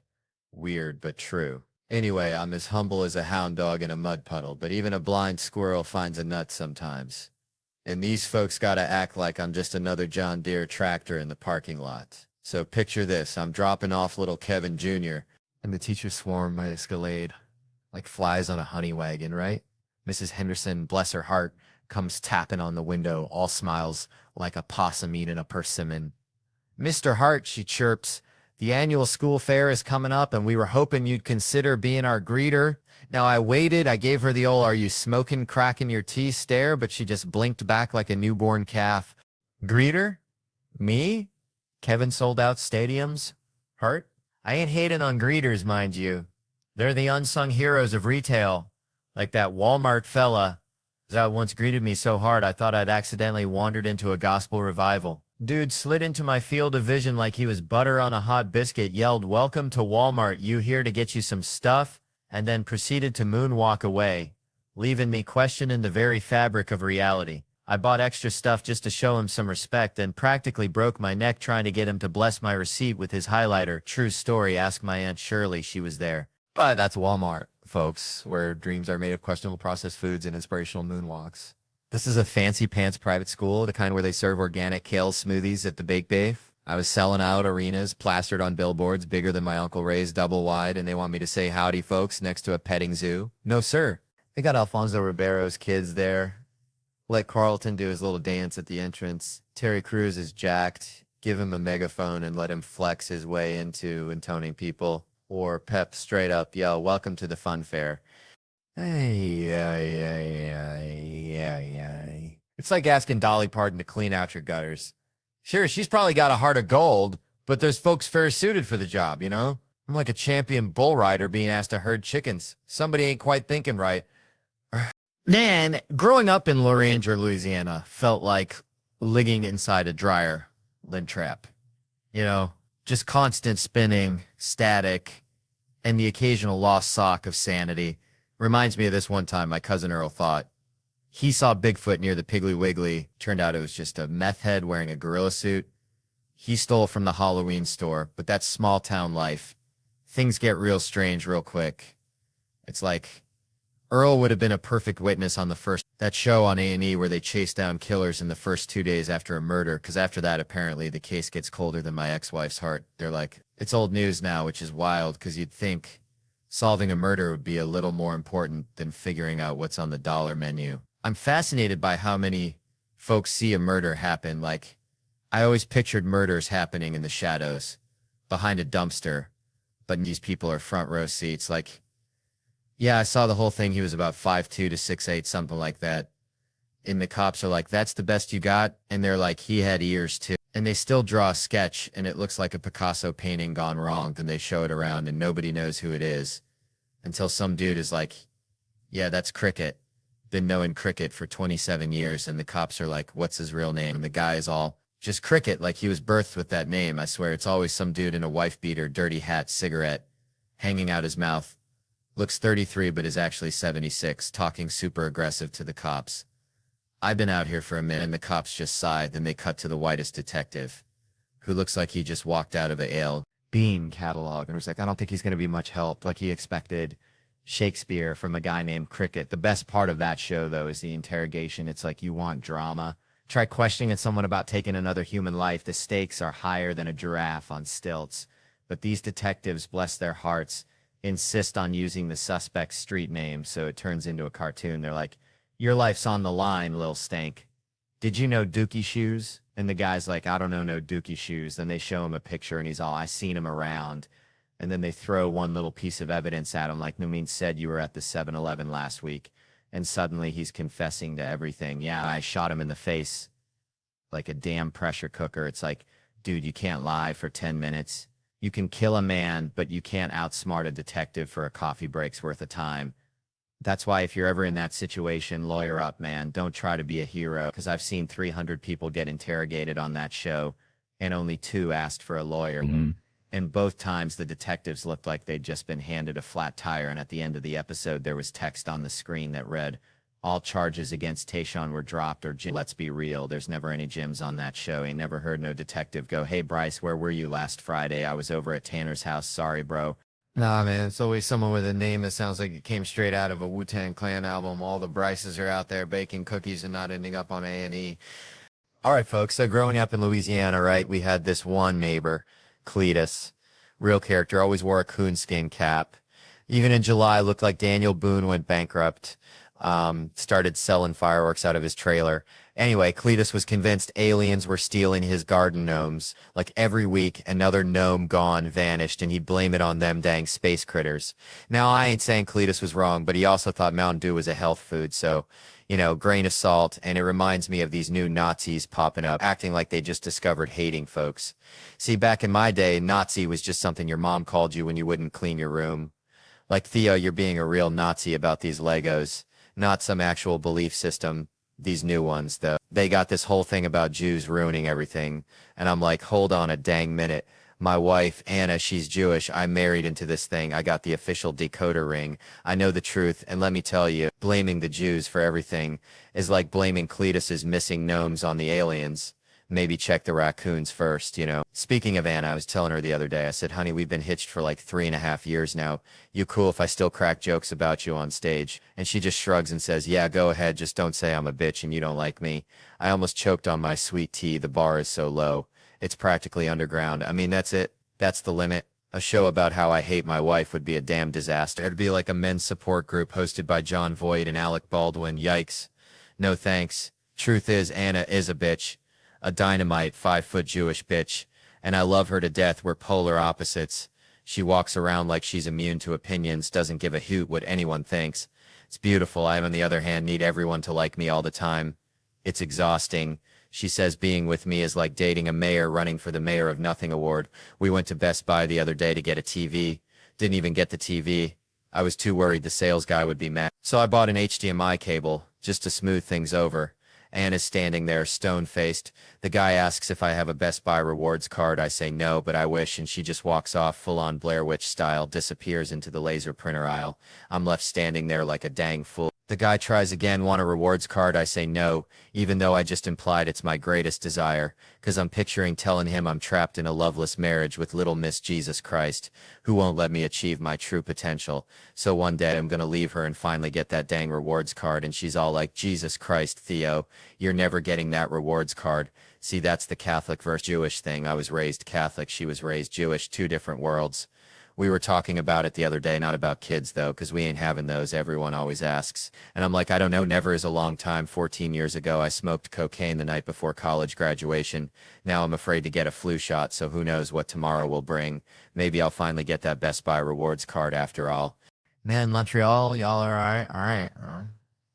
Reminds me of shrimping back in Tickfall, Louisiana, where the only thing louder than the mosquitoes was my Aunt Shirley and Uncle Dale for drinking all the RC Cola again. You know, that woman's voice could peel paint off a barn from 50 yards. That's the thing about women, ain't it?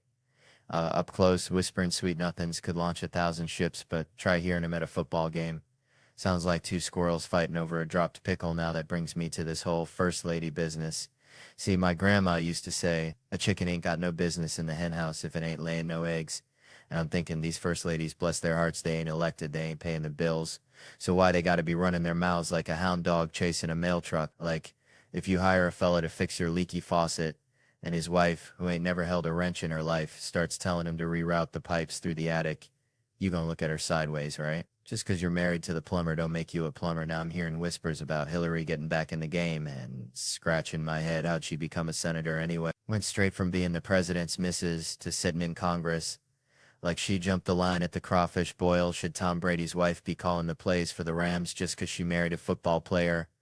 Ain't no magic powers transferred through matrimony. This all started with Nancy Reagan, bless her soul, waving her bony finger and telling us to just say no, like we was all just waiting for permission to quit huffing paint thinner. Than Hillary with her health care plan. Michelle preaching on 60 Minutes, gotta give it to the Bushes though, they kept their women in line. Barbara was silent as a church mouse, and the other one, Paige or Bethany, something like that, I ain't even sure of her name, but Dub had her on lockdown tighter than Fort Knox, made sure she smiled and nodded when he told a joke. Now I'm hearing folks say a woman president's gonna change things, but I ain't buying it. The president makes, what, 400 grand a year? Try telling that to a Wall Street banker with $100 million bonus. Ain't gonna make a lick of difference if they got a dick or a clam, black or white. Nothing's gonna change till somebody gets froggy and starts going full Rambo on those gated communities, taking out the folks pulling the strings. Until then, it's just gonna be a different pair of tits telling us the same old song and dance. I'm staying at a hotel here. Love hotels, feel safe, you know, lobby full of folks like a human shield. If some axe murderer comes strolling, hear the scream. Got time to plan, barricade the door, turn on the shower, hide between the mattresses. Good old misdirection. Used to stay in motels, now there's a recipe for a heart attack. Sleeping 2 feet from a door leading straight to the parking lot. Any yahoo can kick it open, drag you out buck naked. Ain't nothing scarier than facing a chainsaw massacre in your underpants. You tell yourself you'll fight back, grab a lamp.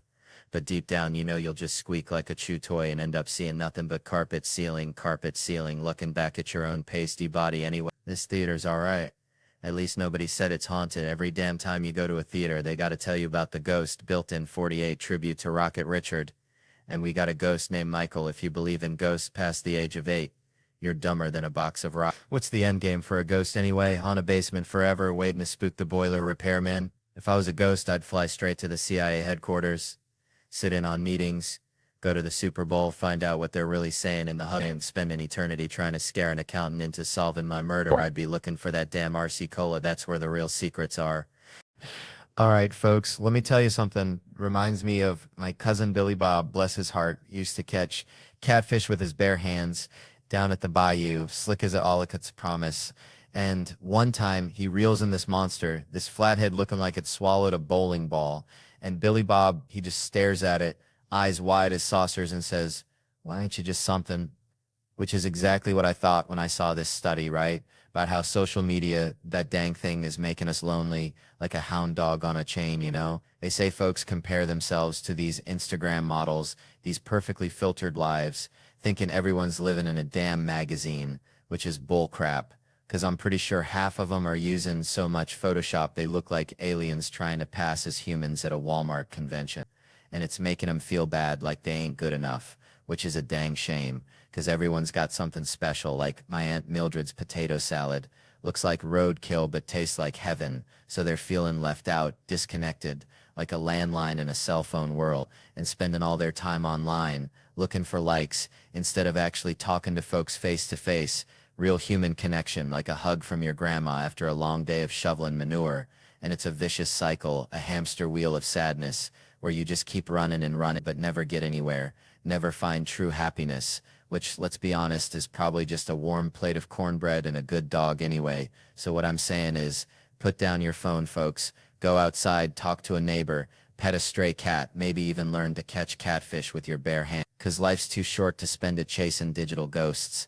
And besides, that catfish might just teach you a thing or two about resilience, or at least give you a good story to tell next time you're standing in line at the Piggly Wiggly, trying not to compare your groceries to Miss Henderson's organic kale, which, let's face it, ain't never gonna happen, 'cause I am a simple man, and I like my Mountain Dew. Just don't be like my Uncle Dale, who thought the internet was a series of tubes, God rest his soul.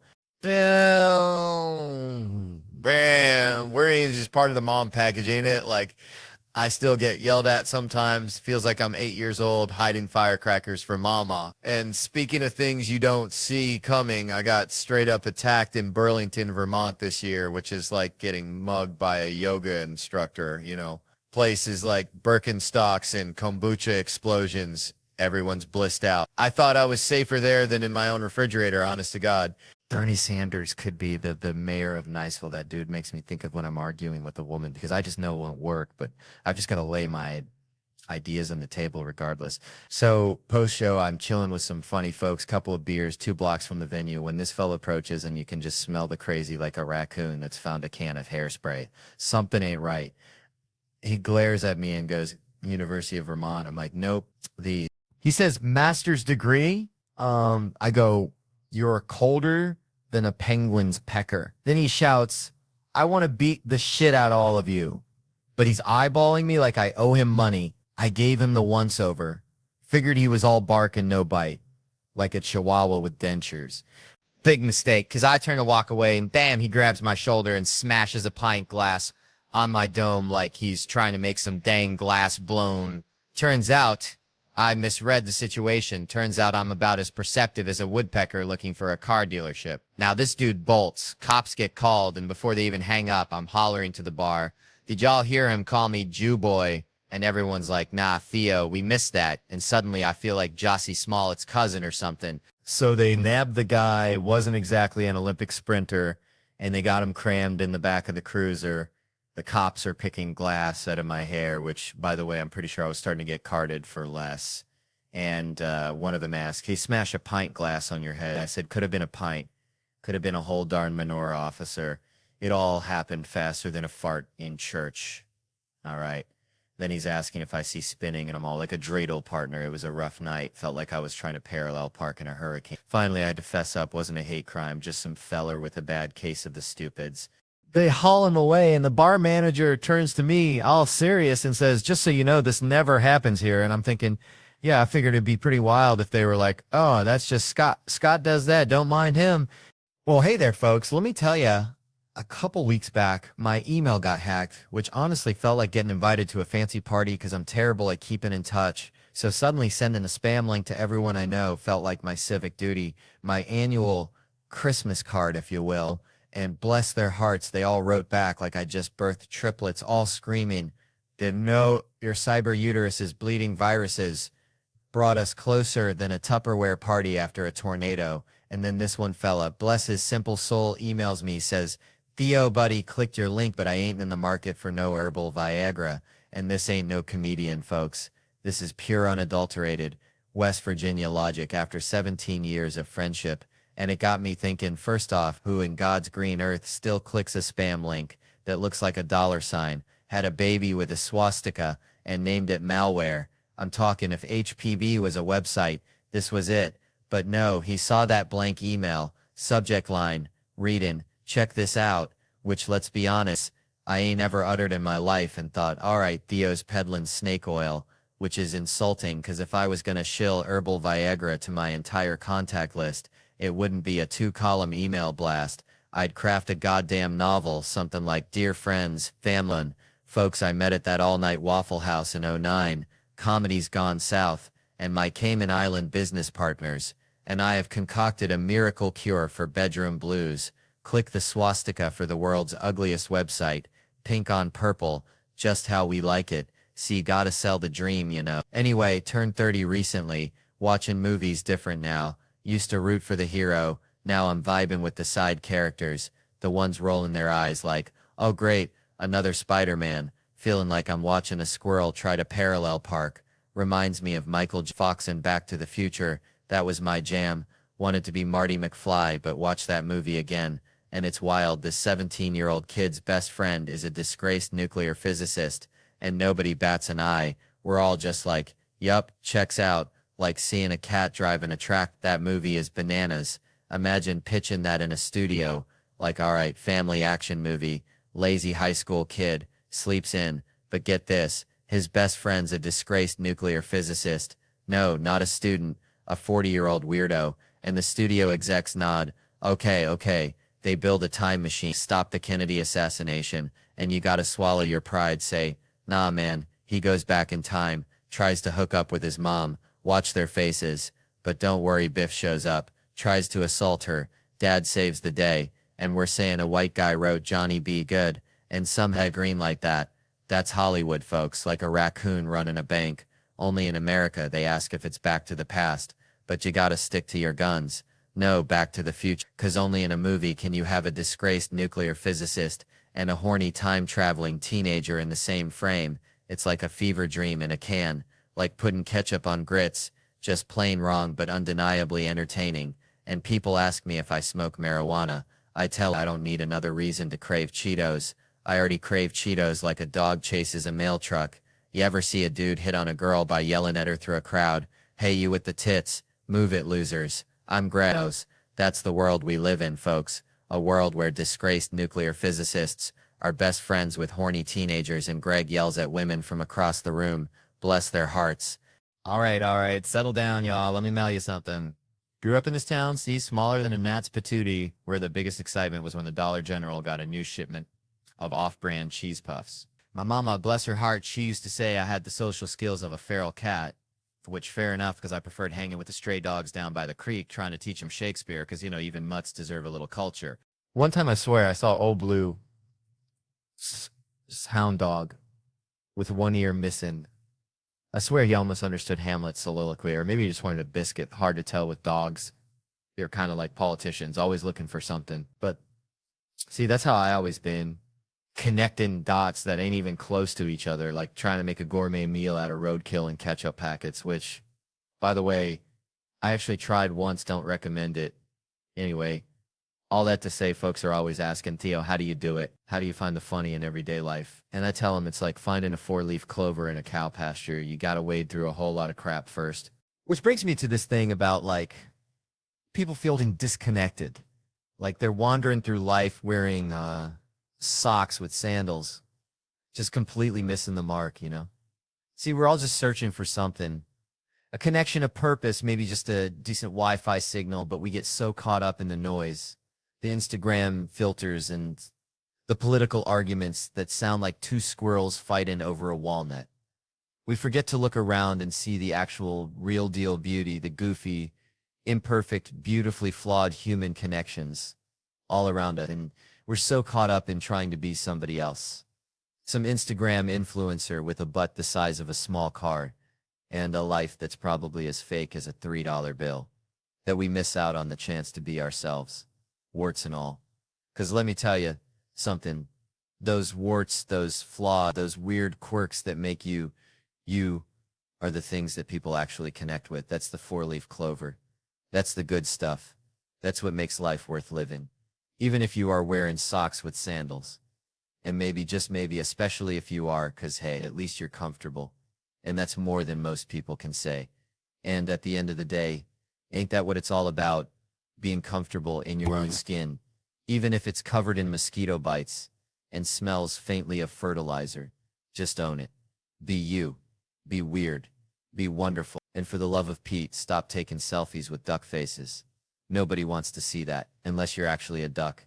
Then go wild, quack it up, baby. Quack it up. Man, growing up in Louisiana, we had this neighbor, Mr. Thibodeau, smelled perpetually like boiled crawfish and regret. Always wore a wife beater, 3 sizes too small. You know, the kind that showed off his pecs, if you could call them that.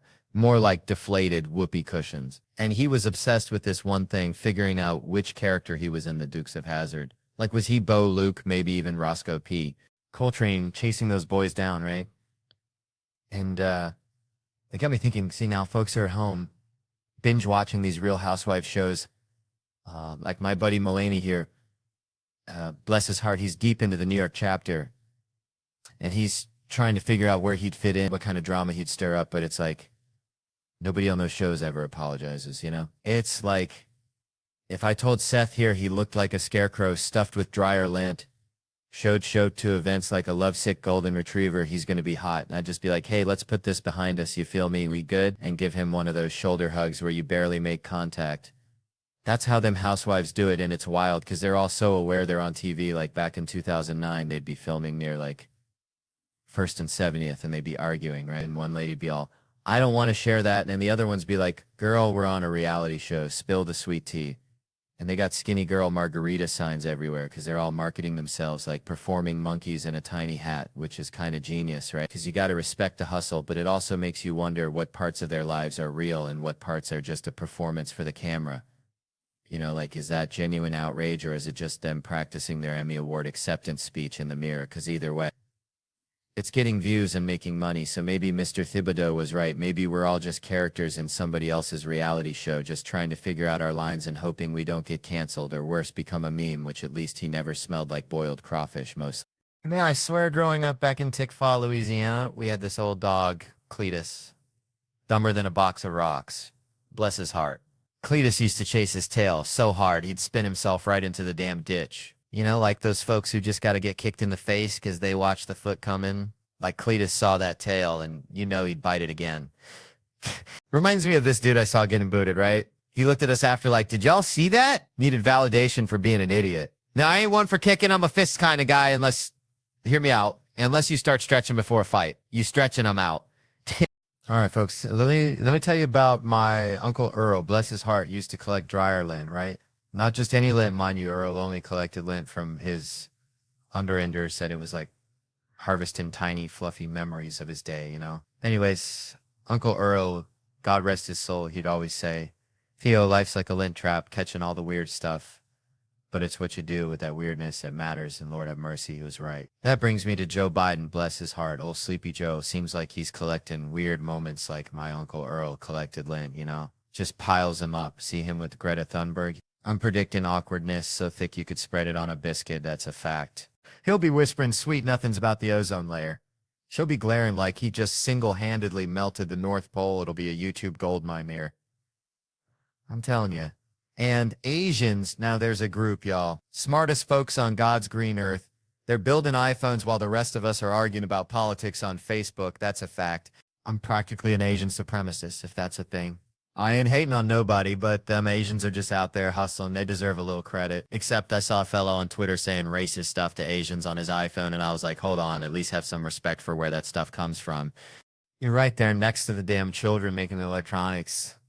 It's like being circumcised and then complaining about the doctors. I'm telling you, folks, that's the kind of respect that we need in this country. All right. All right. Settle down, folks. Let me tell you something. Grew up in Louisiana. See, around these guys who thought camouflage was formal wear, you know? Had this buddy Earl, sweetest guy, but dumber than a box of rocks. One time, Earl swore he saw Bigfoot riding a lawnmower down by the bayou. Swear to God. Earl believed anything. But you know what Earl wouldn't believe? Crime documentaries. Nah, he'd rather watch squirrels fight over a pecan. Yeah, I love him. Always have. Even had a date once. Beautiful girl. Real sweet. Until she dropped the bomb that her daddy was all over the John Benet Ramsey case. I swear I forgot all about the date. Just peppered her with questions about the case. Poor girl probably thought I was a weirdo. No second date, naturally. Always wanted to solve a crime, though felt like my calling, kind of like how Earl felt about Bigfoot. So a few months back, I'm home from tour and, you know, recreating from shaking hands and pretending to care about other people's problems. I go outside in my rave for, blessed be its name. It's been violated. Not like a Gone Girl situation, but still, someone had rummaged through it. And get this, they left a hat, a freaking baseball cap. Aha! I yell like I'm finally catching a greased pig at the county fair. I'd been burglarized before, but this was evidence. So I run inside, grab my surgical gloves, Yeah, I own surgical gloves. Don't judge. And a Ziploc bag. Then read something about Dennis Fong messing up the DNA in the OJ case because it got too warm. I wasn't going to be no Dennis Fong ruining evidence with the California sunshine. I carefully bagged that hat, CSI style, even though my car's interior looks like a hobo's backpack after a tornado. Then I stuck that sucker in the fridge, right next to the wilting lettuce, and my wife's leftover quinoa salad she keeps telling me is good. Called the LAPD, stood out front like Deputy Fife, waiting for the cavalry, thinking, don't worry, fellas, Vaughn's on the case. They show up, these two cops looking like they'd rather be eating donuts, ask, what's the situation? I tell them about the break-in. They ask if the window was broken. I told them, nah, I leave it unlocked now because these LA thugs gonna bust a window if I don't. And that's just rude. So they ask what was stolen, and I told them I have no earthly idea what's in my car. It's basically a rotating museum of forgotten sunglasses, old snack wrappers, and my wife's collection of crystals she swear keeps the demons away, but I suspect mostly collects dust under the seat. I say, but this time we gotta break in the case. I led them inside like I'm leading tourists through a creepy haunted house, pulled out the hat like I'm present in the Mona Lisa. He left his hat, I exclaim. Yeah. They're like, okay. I ask if they can run it through CODIS, like on Law and Order. Get a hit on the perp. They look at me like I'm speaking Swahili. Why would we do that? They ask. I'm floored because he committed a crime. They were like, barely. You left the car open, nothing was stolen, maybe trespassing, but we ain't running no national DNA search over that. I was flabbergasted. Then like a bolt of lightning hitting a cow pasture, it hit me. I told them, you can frame it as the guy gave you a hat, a thoughtful yet misguided gift from a budding criminal. I am real glass half full type guy, you see. They still didn't budge. Full. I told them, look, this could escalate.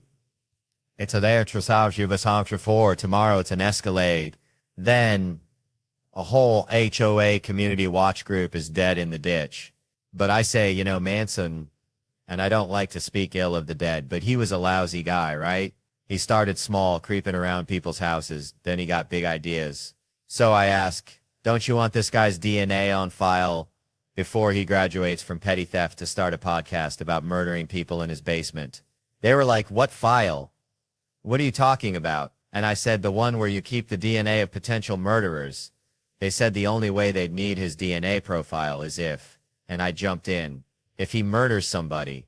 And then I remembered that sometimes serial killers like to help the police, So I just kept talking about this guy in the third person like he was some kind of criminal mastermind. He's cunning, I said, but he will be back. Then I remembered my friend down the street. Her car got broken into too. I told the cops, go talk to her. Tell her to say something was stolen just to get that hat back in the national system, which apparently is framing someone for a crime. But hey, I'm willing to bend the rules to get these guys behind bars. So if you're out there, car thief, know this, you messed with the wrong RAV4. You'll quickly realize I have no valuables, maybe some spare beef jerky and a lot of regret for ordering that weird coffee from the airport and a bunch of dirt on the carpet. Oh, and that's my dirt. So folks, that's the story of how I almost became a forensic genius. But hey, at least I got a good story out of it. And speaking of good stories, Big Mouth is back. It's based on Nick Kroll and Andrew Goldberg's friendship, and it's fantastic. I get to voice Andrew alongside my very good friend Nick Kroll. It's a fantastic show, and I'm excited to announce its second season. All right, so I was at this Waffle House down in Tickfaw, Louisiana, right? Place smells like regret and burnt coffee, the vibe. And this lady, bless her heart, she orders the most expensive thing on the menu. It's like a lobster omelet with a side of gold flakes or something. I don't know, something ridiculous. And I'm thinking, man, this is Waffle House, not the goddamn Ritz. It's like bringing a Ferrari to a monster truck rally. Reminds me of this one time my cousin Earl tried to impress this girl by taking her to the fanciest burger joint in Ponchatoula. Spent his whole paycheck, and she ended up leaving with the dude driving a tractor. Turns out she was into that farm-to-table lifestyle, literally. And, these waiters, they got to give you that little head nod that, are you sure you can afford this look, like they're protecting your bank account from yourself. Which got me thinking about women complaining about relationships. Always picking the wrong dudes. It's like ordering a steak and lobster when you're on a damn McDonald's budget, If you keep attracting ain't shit dudes, maybe, just maybe, there's something about your pussy that's broadcasting easy signal. like a moth to a busted-ass porch light. It's time to take some responsibility, ladies, because no one want to hear complaints about this. It just feels like Michael Jackson being poor. You know, imagine MJ growing up in the projects, him and Tito riding around in a Cadillac looking for bad girls, Michael's on crack, and now suddenly get that the police, they didn't protect the black people, which it feels like an old Timex commercial for them. But it is all right if the brother gets paid, like Ike Turner did as the king of the Wolverbeater before O.J. Simpson taking that crown. But when O.J. was innocent in the eyes of Johnny Cochran, those white people who couldn't sleep because of the verdict, it's like black people getting insomnia since the slavery. Now you hear something like that, you just want to yell out, fuck the police, while driving 300 miles an hour in a Volkswagen because Lorena Bobbitt cutting off her husband's member, driving down the freeway and throwing it out the windows, Justice 2, and with the LA Police Department searching for OJ. Simpson, you're thinking it is the justice system that is not working. It's all connected, man, like dominoes falling after a crawfish boil. All right. Settle down, y'all. Let me tell you something. Veen, grew up in Louisiana, right? Place flatter than a pancake, more humidity than a frog's armpit. Had this buddy, Earl, bless his heart. Earl thought he was a Ninja Turtle. Not like the cool kind, like the sewer rat kind, you know? Always wearing green, heading in the ditch, eating whatever crawled by. Now Earl, he was convinced he was saving the city, even though the biggest crime we had was Mrs. Higgins' cat stealing Mr. Thibodeau's shrimp. Growing up back in the holler, we had this old hound dog. Blue, dumber than a box of rocks soaked in moonshine, I swear. The dog thought a vacuum cleaner was the devil himself. Would bark at it till he passed out, bless his heart. Reminded me of my Aunt Tammy trying to work a smartphone. Just pure, unadulterated panic. But Blue, he had this one trick. See a squirrel, he'd chase it right up a tree, then just sit there, wagging his tail, barking at the branches like he was waiting on a winning lottery ticket. Which brings me to this fella, Craig. Met him at the bank. Not a teller, not security, just loitering. Like a scarecrow forgot its job. I said, how you doing, out of southern politeness, you know, the kind Granny drilled into you for she hit the hard stuff. And this dude, Craig, launches into a dissertation on his upcoming trip to Virginia, like I'm his damn travel agent or something. Turns out he's visiting his sister after 15 years. Never been before. I'm thinking, buddy, you got more baggage than a Kardashian going to a yard sale, and he just drones on monuments and whatnot, and I'm trapped, man, like a possum in a parking lot wanting to scream, I just want to deposit this check so I can buy more jerky, leave me be. But he's got me cornered, this social vampire, and he actually says, I'll be here when you walk out. Like it's a threat, not a promise, and that's when it hit me, this whole how you doing thing. It's a social contract, a gentle dance. Not an invitation to your therapy session. You got to keep it light, people, like a firefly on a summer night. Fine or great is all you need. Anything else is like showing up to a potluck with a plate of roadkill. Just ain't right. So next time somebody asks, remember Craig and keep it brief. Unless, of course, you want to unleash the hounds of hell on an unsuspecting stranger, then by all means tell him about your bunions. All right, folks, so there was this dude, right? Always late. Like, consistently late, you know, the kind of late that makes you think he's got a side hustle as a time traveler messing with the Cretaceous period.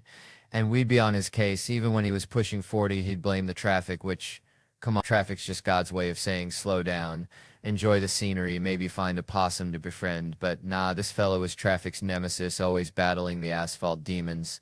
And it got me thinking, it's tough asking someone to admit their flaws. Like imagine my funeral, all sunshine and rainbows. Not a single mention of my rotten prince tendencies, which, let's be honest, I could be a real dillweed sometimes. Not intentionally, mind you, but like a puppy with a chainsaw, all enthusiasm and accidental carnage. And you're probably thinking, Theo, were you secretly mad when I called you out? Nah, man, I appreciate the honesty, like a good back scratch on a sunburn, it hurts so good.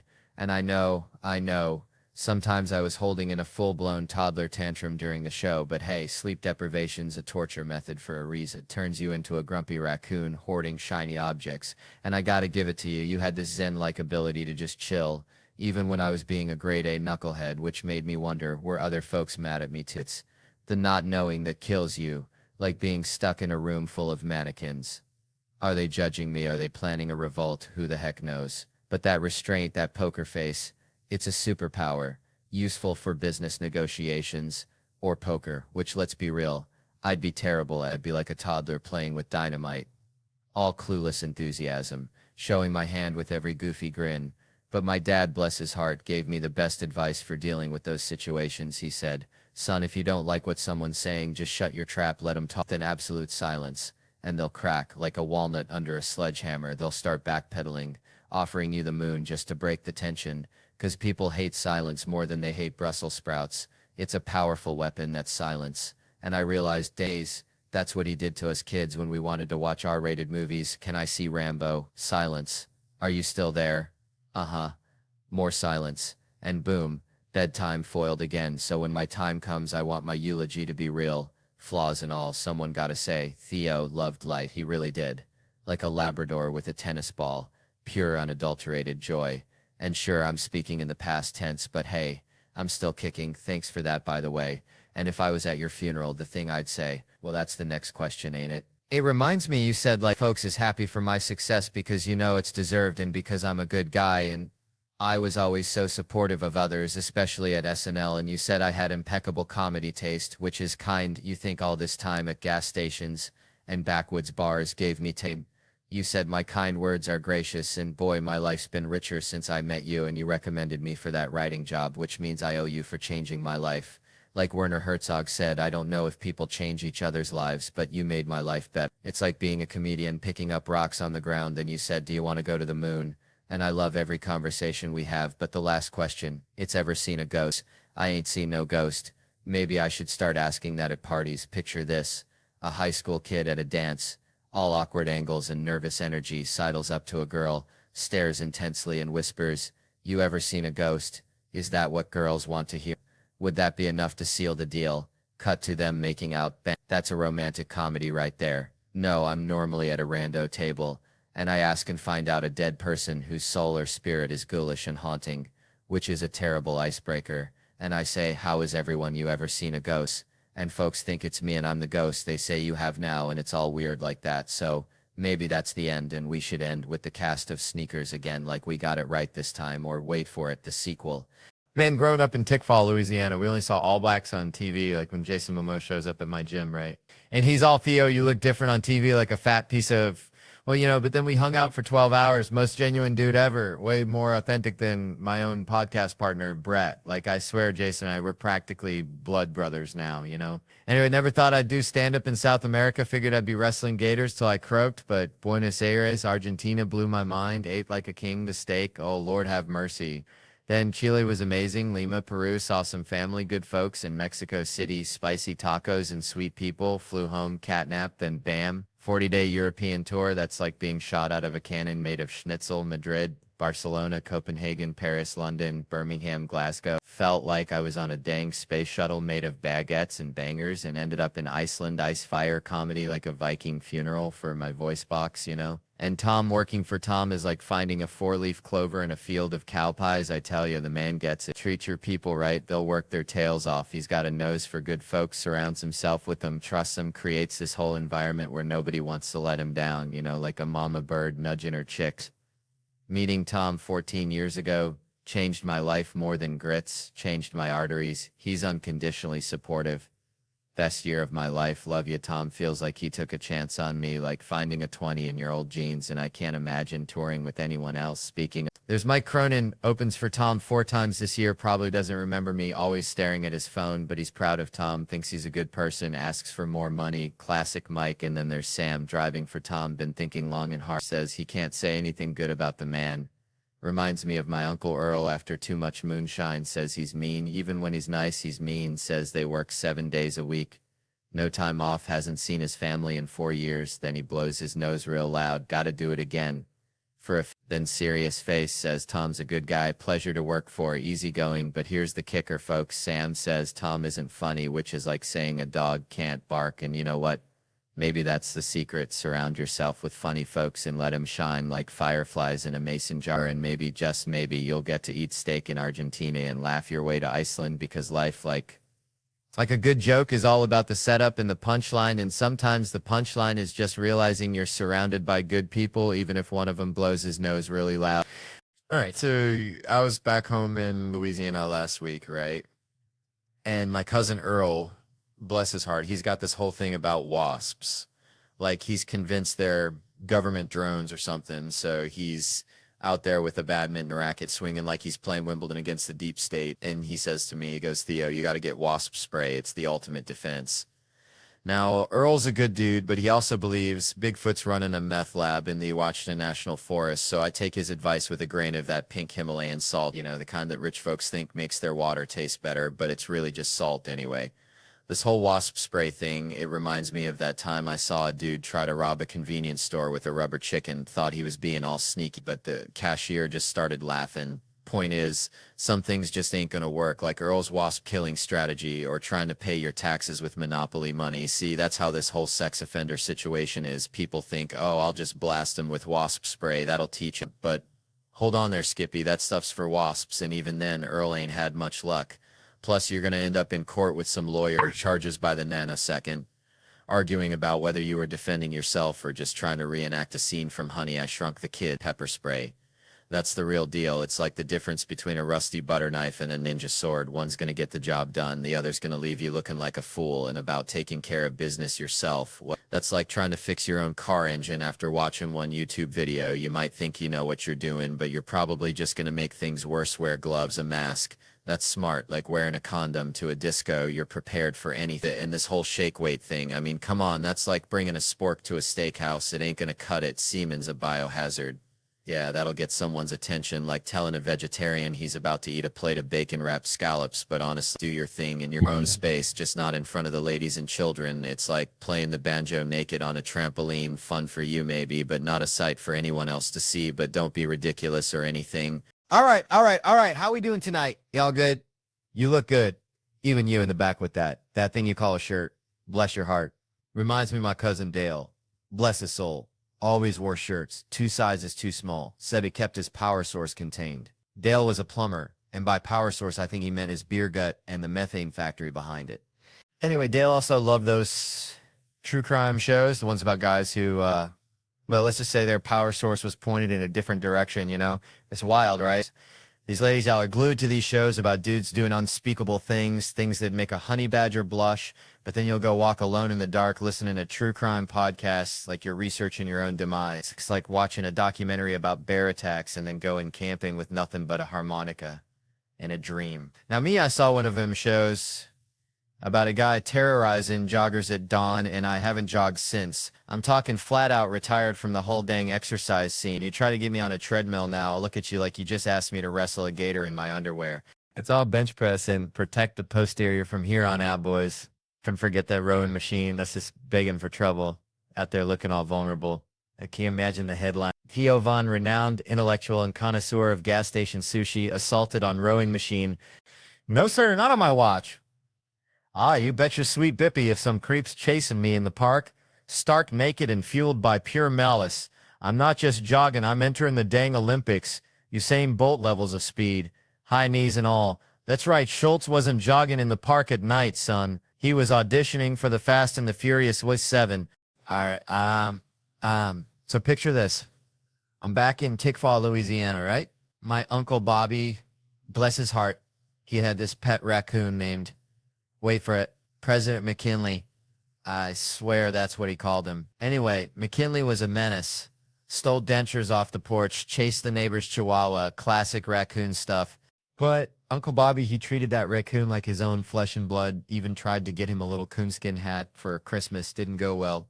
Raccoon bit him. So there I was, 7 years old, watching Uncle Bobby wrestle a raccoon while trying to put a hat on him. And I thought, man, this is love. This is true, unadulterated love. Man, I swear, I remember one time back in Tickfaw, Louisiana, used to go catfishing with my Uncle Earl. This dude looked like if a bear and a lawnmower had a baby, but gentle as a lamb till you touched his Copenhagen anyway. We'd be out there on the bogue, chit-up, breathing in that swamp air thick enough to chew. And he always said, Theo, boy, sometimes the best way to catch a catfish ain't with no fancy bait. It's just acting real still, real calm, like a log floating downstream. Now, that ain't got nothing to do with cops, but bear with me, because one time Got pulled over outside Baton Rouge. Felt like I was in a dang aquarium with that flashlight blazing in my eyes. Cop comes up looking like he swallowed a lemon whole. Sir, you know why I pulled you over? And I remembered Uncle Earl's catfish wisdom, so I took a deep breath like I was smelling honeysuckle on a summer morning, stared straight ahead like I was looking into the dang future. Let him ask again, sir, do you know why I pulled you over? And this is where it gets real. Tick for real, Uncle Earl. I put my finger to his lips, gentle as a butterfly landing on a magnolia. Shh. I said like I was telling a baby robin to hush, then I ain't even lying. Stroked his mustache, just a little tap, tap, tap, like playing a tiny piano on his face, and then, brother, I just eased on down the road, left him standing there looking like he'd just seen Bigfoot riding a uniskull. I'm telling you, sometimes treating a cop like a catfish is the dang answer. Now, I ain't saying it's legal, but I'm saying Uncle Earl would be proud, real proud. Man, let me tell you something. I get riled up faster than a hound dog chasing a possum up a sycamore tree. It ain't even funny. Like, tiny stuff sets me off. And I ain't talking about global warming or nothing political. Nah, I'm talking about straight up primal disgust. You ever see somebody eating and sweating at the same dang time? I'm talking like barbecue ribs, back porch 98 degrees, just dripping and chomping. I want to throat punch 'em. I swear to biscuits. Slow down, Earl. Ain't nobody gonna snatch that half-eaten rib out of your greasy mitt. What's the fire? But all right, that ain't even the main vein of my irritation. No, sir, it's deeper than that. Recently, I've come to this realization, and y'all might not like it, but I ain't sugarcoating nothing for nobody. I ain't got no patience for folks who ain't blessed with the looks. I said it. It's out there. Hang with me now. Don't go throwing tomatoes just yet. See, it ain't about being shallow. It's about the neediness, the constant excuse me, where's the bathroom? Can you help me with this? Like, I want to treat them like stray cats. Get out of here, go on scram. It's just too much, too damn much. Let me paint the picture so you don't think I'm just some backwoods monster. I'm at the bank, right? Normal Tuesday, pulling out of the parking lot. Gotta stop at that little booth, give the fella my ticket. So this dude, bless his heart, slides open the glass, leans out, and this fella could curdle milk with his gaze. But when he sees me, Theo Vaughn, he just lights up like a Christmas tree, practically drooling all over his ugly mug, all up in my face like Kevin Hart running the drive-thru. And he's, I ain't letting you out of here till you tell me why you chose us, why you bank with the us. I'm thinking, bro, I got crawfish to boil. I ain't got time for your existential crisis. But he's serious, dead serious, staring right through me. So I say, fine, customer service, loan rate free check in there, happy now? And this is where I almost lost it. He goes, that's all you had to say with your little ugly ass. I said, did you just call me ugly? And he hits the button and I'm gone, fuming. I'm at Chipotle 2 blocks down, lines wrapped around the building, all because of this troll booth encounter. So I'm standing there ready to explode. And this woman behind me says, all sunshine and rainbows. Oh, it's such a beautiful day. I'm about to lose my damn mind, turn around and unload the whole clip. But then I see her. This woman could launch 1,000 ships. I mean, straight up goddess. And suddenly I got all the time in the world. I'm Miss Rogers. You know what? It is a nice day. We need some rain though. Haven't had rain in a minute. And she just turns around and says, I wasn't even talking to you. Oh, hell no. Excuse me. I just gotta know what made you choose Chipotle today. Silent. Then she says, I'm not telling you that, immediately making me realize I was the unattractive person in that conversation. And I know y'all probably ain't gonna like hearing this, but I'm telling you, no matter how good you think you look, you probably don't look that good. And the universe will remind you, like my wife, we were watching TV. That little golem monster from Lord of the Rings comes on all twitchy and weird, and she says, oh my god, babe, you do that? I said, bitch, what did you just say to me? Calling me a monster to my face? Is this how you treat people in this house? So I get it now. We're all just Smeagol trying to find his precious, even the beautiful ones, and probably especially the ones who work the bank booth. Man, let me tell you something. I knew this dude back in Tickfall named Earl. Looked like a scarecrow that got struck by lightning, right? Earl had this chihuahua, Pepe, meanest little ankle biter you ever did see. Wouldn't let nobody near Earl, not even Earl's own mama. Bless her heart. She tried to bring Earl a casserole once, and Pepe went straight for the jugular like a furry little piranha. Anyway, Earl used to say Pepe ain't mean, he just protective, just like how them black mamas get when their kids mess up. I'ma count to 3, boy. You be out of them woods. and you know they ain't playing. But then you got the white mamas, Lord have mercy, they get fed up too, but it's a different kind of fed up. It's like, I've had it up to here with your insubordination. Get in the car, we're going for a ride down by the lake, and the kids are all excited thinking it's a fun day. Little do they know mama's got other plans. My own mama, she would never take us for a ride down by the lake, but she'd sure use that story as a threat, scare us straight, saying, y'all keep messing up, I'm gonna take your asses for a ride. And I'd be thinking, mama, you don't even have a car, you go and hitchhike us down there. It's like that Lavelle Crawford joke, good stuff, good stuff. Reminds me of the Mexican American folks too. They got that same kind of love, that same kind of fire. They love flowers, they love music, they love white girls named Debbie, they love education, going to night school, taking Spanish and getting a B. They don't love getting up early, but they do it anyway, real slow like a turtle in molasses. They love their nanas and nonos and ninas and ninos, nano. But don't you dare call them beaters. Them old cars they drive, they'll kick you in the face faster than you can say Cheech and Chong. Call them beers, even though they drive real slow, goddamn slow. They don't like to be called Peter. You can dress them up, but you can't take them out. That's the truth, man. They name Chata and Sheila and Chima and little Chima and have a son-in-law named Jeff, and they don't like 'em movies where the dude has to wear contact lenses to make his blue eyes brown, 'cause don't make my brown eyes blue. Is it time for the race? They live in Los Angeles, San Diego, San Antonio, San Francisco, and now all over Canada. They just get cold up there. Mexican Americans have been here forever, and we're going to be here forever, and we only want what's fair. Mexican Americans, yeah, man, that's it for now. Thanks for joining us. Now the credits are going to roll. You don't have to stick around, but I do. There's my name. Woohoo, the fifth cameraman is hot. Okay, then I'm done. Can I go now? For crying out loud, what, mommy? It's over. Just like that time Earl's mama tried to give Pepe a treat, and he bit her so hard she needed stitches. Some things just ain't worth the casserole, you know. All right, so I was at this gas station, see, back in Louisiana, and this dude's got like 3 teeth, right? And he's trying to buy a lottery ticket with a handful of nickels. Probably found him in his truck's ashtray, which, let me tell you, is a biohazard zone down there, like a petri dish of regret and stale beer. And he's arguing with the clerk, this sweet lady with a name tag that said Brenda, future cruise winner, about whether nickels count as legal tender. And I'm thinking, Brenda, just give the man his damn scratch off. It's Tuesday. Anyway, that whole scene just reminded me of this thing I was reading about abortion, right? Which sounds like a wild jump, but stick with me, because it's kind of like trying to explain cryptocurrency to my grandma. She just looks at you like you're speaking in dolphin clicks, but it's all about control, see? See, this dude with the nickels, he wants to control his destiny, even if it's just the fleeting hope of winning enough to finally fix his truck's AC. An abortion, it's about a woman controlling her own destiny, her own body, her own future Brenda Cruz winner situation, you know? It's about more than just the procedure itself.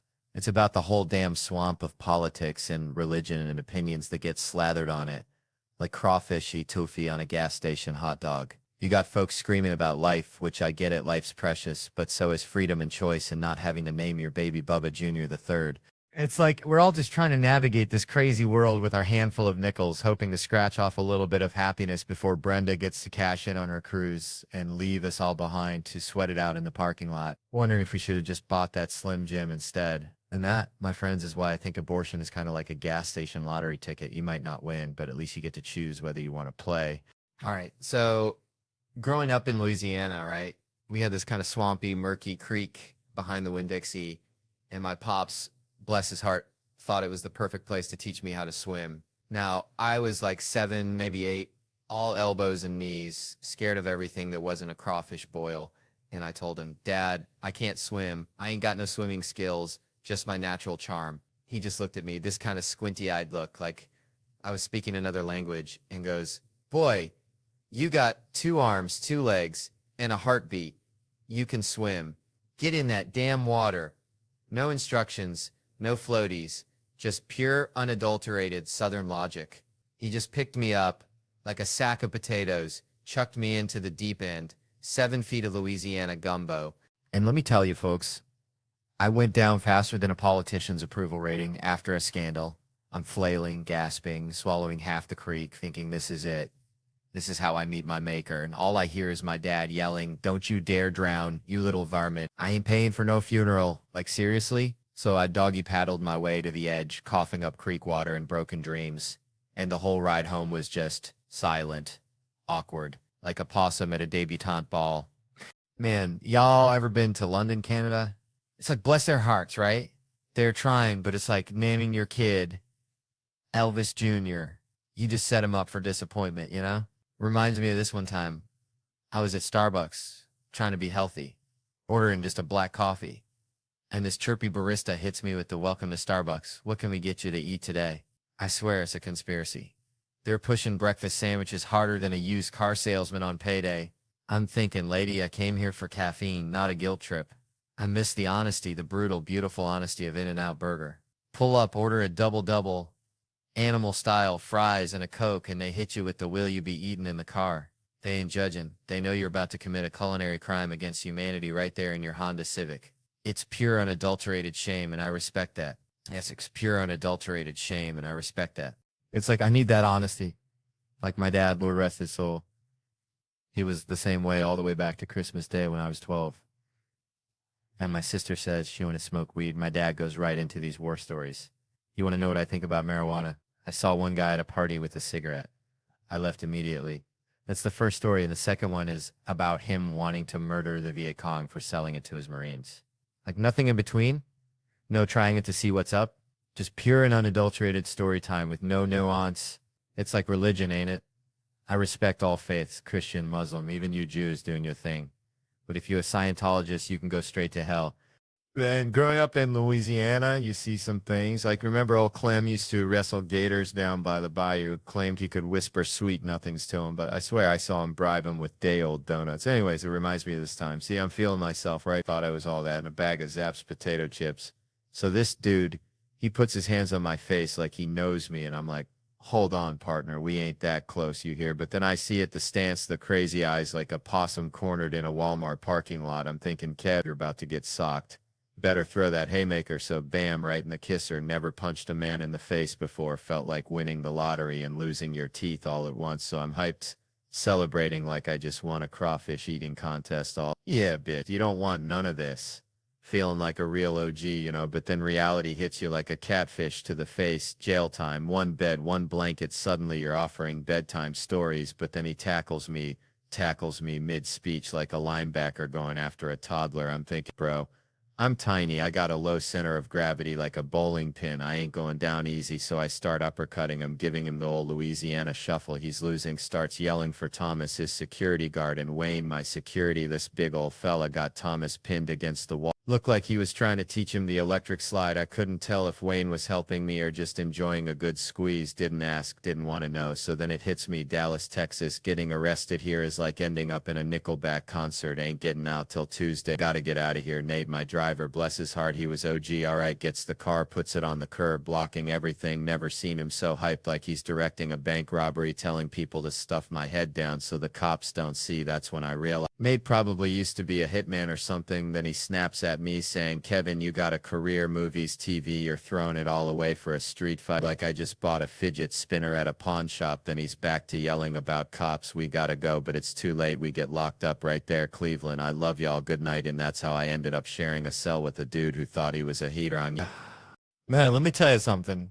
Growing up in Louisiana, we had this neighbor, Mr. Thibodeau, smelled like catfish bait and regret, always wearing a wife beater, even at church, right? Anyway, old Thibodeau, he thought he was a comedian, told jokes that would make a scarecrow blush, but he had this one about a crawfish walking into a bar. Nah, I ain't telling it. It's terrible. But it reminds me, people are getting so touchy these days. Like my country's gone plumb crazy. You know, Bryan Cranston, that Breaking Bad dude, he played a paralyzed fella in a movie and folks got all riled up saying, why ain't a real paralyzed dude playing it? Like, hello, it's called AC Techting, you dummies. Imagine a paralyzed dude trying to act paralyzed. That's just being still and reading lines. That ain't no performance. Reminds me of my buddy Bill. He's been doing all right for himself, you know? He was in this Pete Davidson movie. Says he didn't get fired, could get cut. You never know, but seems like it went great. First time getting to work with Judd Apatow for real, not just on Pete's show, Crashing, which, by the way, folks should check out next June. Get this, Bill's doing Mandalorian, the Star Wars thing, which is nuts because he's a sports fan. Meathead barely knows what a lightsaber is. I'm like, Bill, you in Star Wars. You know what that's like? It's like when Joe DeRosa met Joe Torre, told me about this guy connected with the Yankees, the manager, Joe Tutelage. I corrected him, it's Torre, and he's all, is he a big guy? Does he make that face? I wanted to strangle him. He just wanted to go buy vintage shirts, so I told Bill, this here payback for me meeting Joe Torre. Now he gotta wear a spacesuit that probably smells like Wookiee armpits, says he can't say much about it, all that Netflix secrecy, but you can see the back of his bald head in the trailer for half a second. That's because his head is a helmet already. redundant to put a hat on a hat, like a clown wearing a second wig. That's how busy he is. He's finishing up season 4 of F is for Family, but stand-up's always number one, and he's always been generous. You know, even when I was a nobody at the Comedy Store, he'd watch my sets, give me punchline tips, always believed in me. Even when I was getting booked on TV shows and forgetting about my own hour, he saw something in me. Cool vibe and knows how to unleash the craze. Not like those guys who just yell and stay loud too long. Nah, Bill knows how to blow them back in their seats, then bring them back down smooth. It's a gift. I brought his name up the store, told everyone he's one of the nicest guys, and he came out and was like, "You got to say that? I'm about to rant about people in wheelchairs." That means a lot. Being a newer comic, it's intimidating. But people did it for him, he remembers. Like Dave Chappelle told him something funny back in the early 2000s. He held on to that like a life raft in the comedy condos and hell rooms for years. Dave thinks I'm funny, he'd tell himself, kept him going. Even in the green room broom closets on the road, Bill said he was funny, carried him through those weekends. When you start out, you're lost, no confirmation, no roadmap, just looking around, seeing what other guys are doing, thinking you got to do the same, ping-ponging from one style to the next. Joe Kai comes in with a street team. Next thing you know, you're thinking you need a street team too, but it was just telling stories back at Nick's Comedy Stop, driving back in from Boston, finding the nearest comic, telling a story, getting a laugh, hearing the older guys telling their stories, wanting to have some yourself, something better than just a bad open mic. And then getting out on the road, hearing your friends suffer. That's where the comedy comes from. So remember, folks, go watch Bill Burr's special Paper Tiger on Netflix. Check out his tour dates at billburr.com. Listen to his Monday morning podcast, one of the best out there. And then maybe, just maybe, go call that weird neighbor you had growing up and tell him their jokes ain't that bad after all. Because honestly, folks, sometimes it's the Thibodeaus of the world that remind us what's truly funny, just like the time he tried to put a hat on a crawfish. Nah, I still can't tell you that one. It's just too dang awful. All right, folks, let me tell you something. Growing up back in Louisiana, we had this rooster, right? Meanest son of a gun you ever did see. Named him Secretary because he pecked at everything. Even the postman picture that a rooster hating on official mail delivery makes about as much sense as kale smoothies. Anyway, that rooster was a jerk, just like my luck on the road sometimes. 8 years back, I was a youngin' hitting the sauce a little too hard. Stand up in Seattle, trying to woo a girl, but her friend, oh Lord, every 30 seconds not interested, then she could do better. Escalating like a bad banjo solo until she drops the bomb. "You're very unattractive," and me drunk, I blurt out, "Get some more Botox, you lizard." Feel bad about that now. Real bad, although truth be told in the moment, nailed it like shooting a crawdad in a barrel. But she got furious, or at least I think she did. Botox makes it hard to tell. You know? Then her boyfriend pops me one, deserved it, she was his lizard. And I respected the loyalty, like a hound dog sticking with its owner, even if the owner's wearing Crocs, foreshadowing though. A month later, Cleveland, Ohio, LeBron had just left. City felt like everyone had just found out their chew toy had been recalled. Whole dang economic plan hitched to one dude, 'cause I love Cleveland. Good folks met this older woman after the show. Firecracker, but she's with a dude, just a friend. Valentine's Day though, so you know there's tension thick enough to spread on toast. He's buying me drinks to keep tabs. Me being the kind of guy who'd accept free gas even if it came from a skunk's tank, dude. Goes to the bathroom, I ask her if she wants to ditch, she says yes. And my escape plan. The bar next door. Genius. Pure genius, about as subtle as a herd of water buffalo in a library. We're doing making out. Romantic as a truck stop restroom. Finally ask her if she wants to leave, she says your hotel. So we step outside, and there's the dude missing teeth. Looking like he'd wrestled a badger for a biscuit and lost. Where the fuck do you think you're going? I admit the plan. Gonna bang her and fly back to New York, he says. Fight me first. Suddenly those teeth looking mighty important. I ain't no dummy, ain't ever had sex and thought, man, glad she ain't got teeth. Like who needs applesauce? I go into the hotel, grab me a Macintosh. I tell him I ain't gonna fight. He calls me a pussy. Then she leaves with him. Some weird arrangement, and then this dude in a white sweatsuit like a marshmallow peep escaped from Easter. Not sittin', not standin', just kinda perched. Loudly announces, I wasn't gonna let anything happen to you, claims he polices this.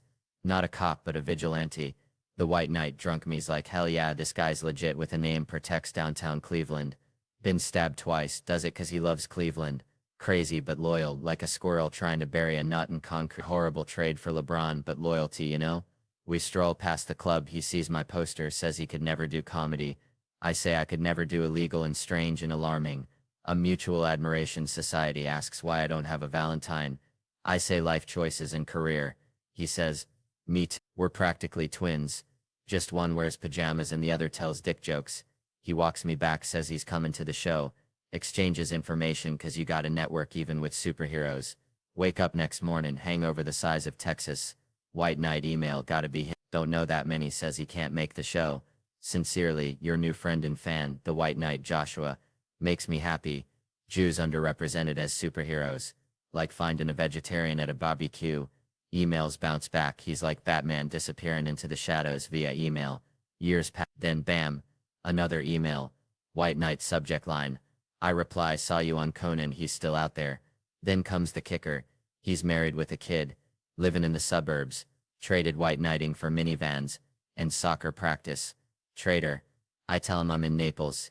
He says Italy. I say, yeah, guess even superheroes gotta grow up and face the fact that sometimes the real battle is getting the kids to eat their dang vegetables. Ain't that the truth? Man, let me tell you something. Growing up in Louisiana, we had this fella, Bobby Ray, could talk the chrome off a trailer hitch, bless his heart.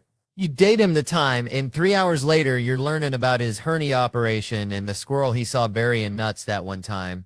Anyway, it got me thinking about talkers. See, I ain't talking about the ones who just like to yap. I mean the long talkers. You ever notice they always got to lean on something? Like they powered by conversation, and if they stop, they just collapse like a busted waterbed filled with lukewarm chitlins. I avoid them like the plague, like church on a Sunday morning. But then it hit me, kind of like that time I accidentally ate a wasp. Thinking it was a raisin. Comics. We're all kind of long talkers, ain't we? Especially when we go about our heroes. I was talking to Eddie Murphy once. Eddie Murphy, and I told him, Eddie, you're a big reason I'm up here sweating like a sinner in church. He just chuckled, that Eddie Murphy chuckle, and it made me think, what if I told people it was dice clay, the looks I would get? Anyway, I asked Eddie why he ain't been back on stage, Mets, and he said something that stuck with me. He said it's like cold water. So he set the bar so dang high. Expectations are like that time I saw a raccoon try to climb a greased telephone pole. Ain't happening. And it's true, you know?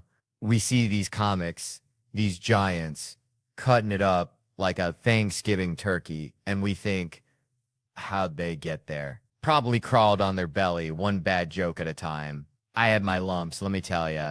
Back when I was Jerry, age 22, 24, something like that, got a $25,000 deal. I thought I was King Tut, called my brother, bless his heart, and I said, brother, we get mom a house, dad a house, you a house. Dad gets that truck he's always wanted. We set. Money, gone. IRS knocking like a woodpecker on a crackhead's front door. Had to tell Dad, sorry about that house, Paw. 9 people living in that dang thing, but what you gonna do? Point is, in comedy, we ain't got many chances. That was grinding for 13 years, grinding like a stripper working off her student loans. In the last 4 or 5, been on the upswing. Reminds me of that musical, Little Shop of Horrors. TV's kind of like that plant, ain't it? One of us is getting eaten. Either you eat the box or the box eats you. That show was getting hungry, had to bounce. But, you know, that conversation with Eddie, good as it was, reminds me of the best conversation I ever had. Tad was with my dad ending to me why you had to do drugs. Said everybody was doing it, son. Your Aunt Brenda, your Uncle Earl, hearing him say that, seeing that truth in his eyes, that was something else. It was like watching a caterpillar turn into a rusty butterfly, a reminder that even in the darkest corners, there's a twisted kind of beauty, like a possum wearing a tiny hat. All right, y'all, so check it. Growing up back in Louisiana, we had this neighbor, Mr. Thibodeau, smelled perpetually of boiled crawfish and regret, always hollering about politics, right? He'd be out there in his wife beater, swamp cooler, humming louder than a gospel choir, ranting about Bernie Sanders. Only he called him that dang commie Bernard. You know, like he knew him personally. Like they shared a po' boy back in 72, maybe at a political rally for the Band-Aid on Forehead Society. Who knows with Mr. Thibodeau, the man once tried to pay for groceries with a handful of cicadas, claimed they were legal tender after the apocalypse. Now Mr. Thibodeau was convinced he and Bernie were practically blood brothers back in Vermont, called themselves the Burlington Three, swore they blew up the original Burlington Coat Factory, which, let me tell you, in rural Louisiana, that's like claiming you burned down the Library of Alexandria. Nobody knows what you're talking about, but it sounds significant. He'd be hollering about occupying Walgreens, hating the 1%, while simultaneously chugging whole milk like it was liquid gold. The man was a walking contradiction, a true Bayou enigma, and he hated those right-wingers. Except for Dick Cruz said his face looked like the whole Dick Tracy movie smushed together, which I gotta admit is a visual. It's a strong visual, like a Picasso painting made of police sirens and misplaced anger. It reminds me of when I told Trump a joke once. Now he's just one McDonald's burp away from ending the world, so maybe I'm like the art critic who passed on Hitler's paintings. You know, just trying to pursue Plan B. I'm part of the problem. But man, I was watching the Emmys, right? Saw they handed an award out, totally unexpected, kind of like finding a $10 bill in your old jeans. Pure unadulterated joy. Before the name was announced, you're just sitting there thinking, why do we do this yearly? This just seems silly. Then you hear your name, man. It's like, this is true love. I saw a comedian, and I'm lucky enough to know them. Dan Lavy was there. It's genuinely happy, like a Catholic and a Jew. Hearing good news at the same time. One is blown away, and the other is just waiting to see how they can make money off of it. Man, reminds me of when I was a kid back in Louisiana. I used to trap muskrats with my cousin, Bobby Lee. He always had the craziest ideas. Like, one time he thought he could train him to fetch beer from the fridge. Didn't work out, but it always felt like we were Chip and Dale, just trying to survive in the swamp, you know? Speaking of Chip and Dale, that reminds me of bathrooms, and I gotta tell you, I had a toilet flush in my house yesterday. Sounded like someone was singing Happy Birthday. I swear I thought a ghost was throwing a party in the pipes. It was spooky, I tell you, but not as spooky as having to tell your date that the only way out of the bathroom is through the... Well, you get the picture, right? It's like that scene in Rescue Rangers where they gotta go down the toilet. Live a little, they say, and you know, sometimes life's like that. You gotta just jump in the porcelain. Metaphorically speaking, of course, like how Disney's premiere is next door and they're inviting everyone. Which is just like Bobby Lee inviting all the raccoons to our crawfish boil. Utter chaos. Anyway, Chip and Dale Rescue Rangers, Disney Plus, Friday, no theaters. Which is a real shame, because imagine watching that on the big screen. Feels a little like watching it in a bathroom. Kinda immersive, right? But hey, at least Cheryl Hines is gonna be there. Probably not in a toilet though. But hey, at least it's not in theaters, because you know what that means? I don't have to take off my house shoes. Now ain't that something? Man. College, right? I swear, I just got a letter from my alma mater. Felt like Christmas morning, kinda, you know, until I opened that sucker up. Said, hey, Theo, remember us. We're the reason you're in debt. Just kidding, mostly. Then they hit me with this line, and I'm paraphrasing here because I threw the damn thing in the trash after, but it was basically, hey, cough up some dough. We want a gift, but, you know, only if it jingles. Now, I'm no mathematician, but back when I was slurping ramen in that glorified daycare, I was forking over about 15 grand a semester, twice a year for 4 years. Do the math, folks. That's like 120,000 clams. I practically bought the damn library. So, excuse my French, but are you telling me that after I essentially funded a small African nation's GDP with my tuition, you got the audacity, the sheer nerve to ask for more? What is this, a hostage situation? I feel like I'm dealing with my cousin Gary. You know, Gary. Showed up to Thanksgiving wearing a wife beater asking for $20 for gas, even though his car's been up on blocks in the yard since the I-2K. Where's that money even go, college? Did you build a solid gold statue of the dean? Is there a secret underground bowling alley I never knew about? I bet it all went into those stupid study abroad programs where kids go to Italy and take pictures of pizza. Meanwhile, I'm eating ketchup packets in the library, trying to decipher Shakespeare with a hangover the size of Louisiana. I got buddies, they're all, Theo, be a good alum. Donate. They even wear the college t-shirt like they're still trying to impress their RA. Look, if you're a grown man still sending money to your old college, that's like still paying your ex-girlfriend's rent. She ain't coming back, buddy. You're just enabling her kombucha habit. That college, that's a $120,000 hooker and you fell in love with her. In the letter, they were all like, it's been a while since you donated. I felt like firing back. It's been a while since you housed and educated me. I thought we had a deal. I gave you my money. You gave me a piece of paper and a crippling sense of inadequacy, but they gave me this cinder block room, smelled like stale beer and regret, covered in a Reservoir Dogs poster and the first real heartbreak of my life and probably HPV. And that's it. That's the ROI? Man, what even is college? Seriously, somebody tell me, because I went and I still ain't got a clue. I was 18, looked like a thumb with hair, living like a ninja turtle on a diet of cigarettes, Adderall and Natty Light. It was a 4-year-long game show. Do my friends hate me or do I just need to sleep? But instead of winning money, you just lose a fortune. And the kicker? I agreed to this deal when I was 17, no lawyer present, wearing sweatpants with pizza sauce on the knee. That's gotta be illegal, right? They tricked me like Brendan Dassey on Making a Murderer. Pulled me out of high school, 2 guys in clip-on ties like, come on, son, do the right thing, sign here, you'll be an English major. And I fell for it, an English major. 120 grand so some professor could tell me to read Jane Austen and then I didn't. Y'all can laugh, but that's the worst financial decision I ever made, and I once bought a used jet ski from a guy named Bubba who claimed it was slightly haunted. Man, I swear growing up in Tickfaw, Louisiana was like living inside a fortune cookie written by a squirrel on meth. Remember old man Bergeron who swore he could predict the weather by smelling his elbow? Yeah, well, he also tried to teach me how to hypnotize chickens. Said it was the key to getting rich. Turns out all it got me was a peck in the eyeball and a healthy respect for poultry's ability to resist mind control. Which brings me to this mortgage lender I met at the VFW last night.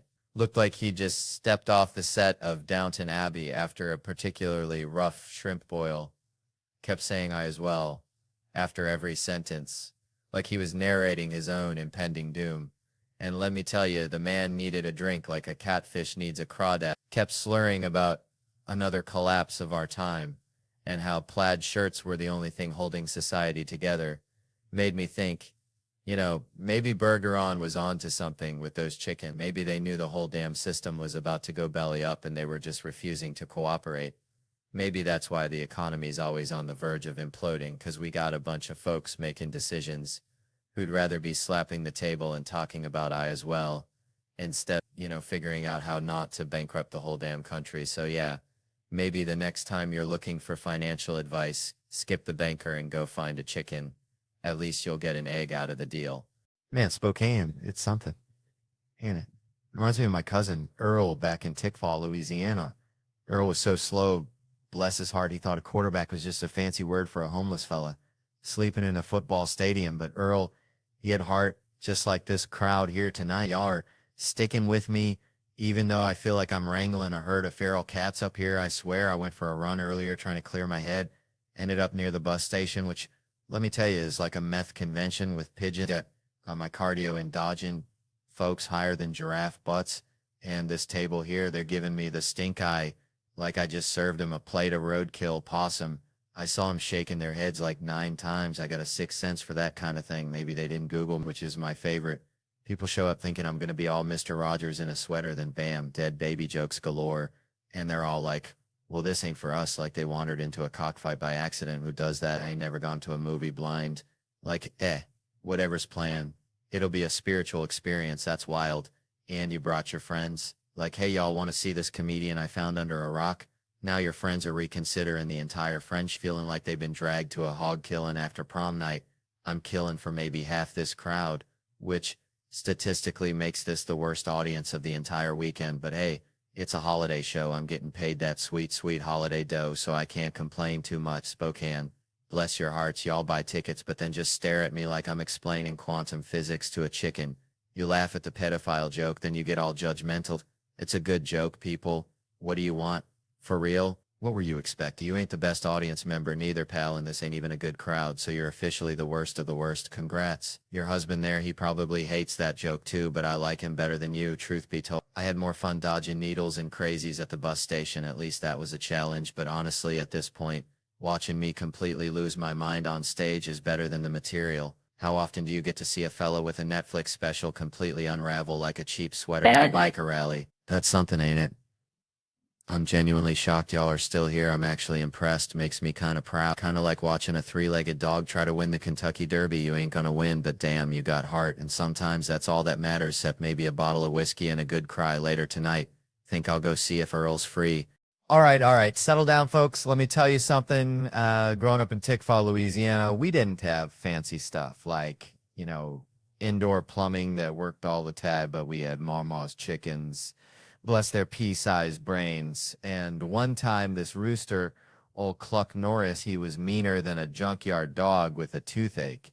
Anyway, Cluck Norris decided my head was prime pecking real estate, so I'm running screaming like a banshee, and Mama's yelling, boy, you gotta assert dominance. Show him who's boss. Now, I ain't never been good at bossing nobody except maybe my goldfish, Bubba, rest his soul, so I figured, all right, I'll try it. I square up to Cluck Norris, puff out my chest like I'm trying to audition for a Chippendale show at the VFW, and yell, I'm the boss. Cluck Norris just stares at me, cocks his head, then bam, pecks me right in the dang eyeball, and I'm thinking, this is exactly how my dating life's been, right? You try to assert yourself, be all confident, and some rooster of a situation just comes along and pecks your eye out. It's like that comedian, what's his name, Sam Burrell? Heard he won some laughing skull thing. Bless his heart. Sounds like something you'd find on a backwoods roadkill menu. Anyway, the point is, dating is a train wreck, I swear. Talking to this girl the other night, sipping my bourbon, and I ain't sharing, mind you, bourbon's like sunshine in a bottle.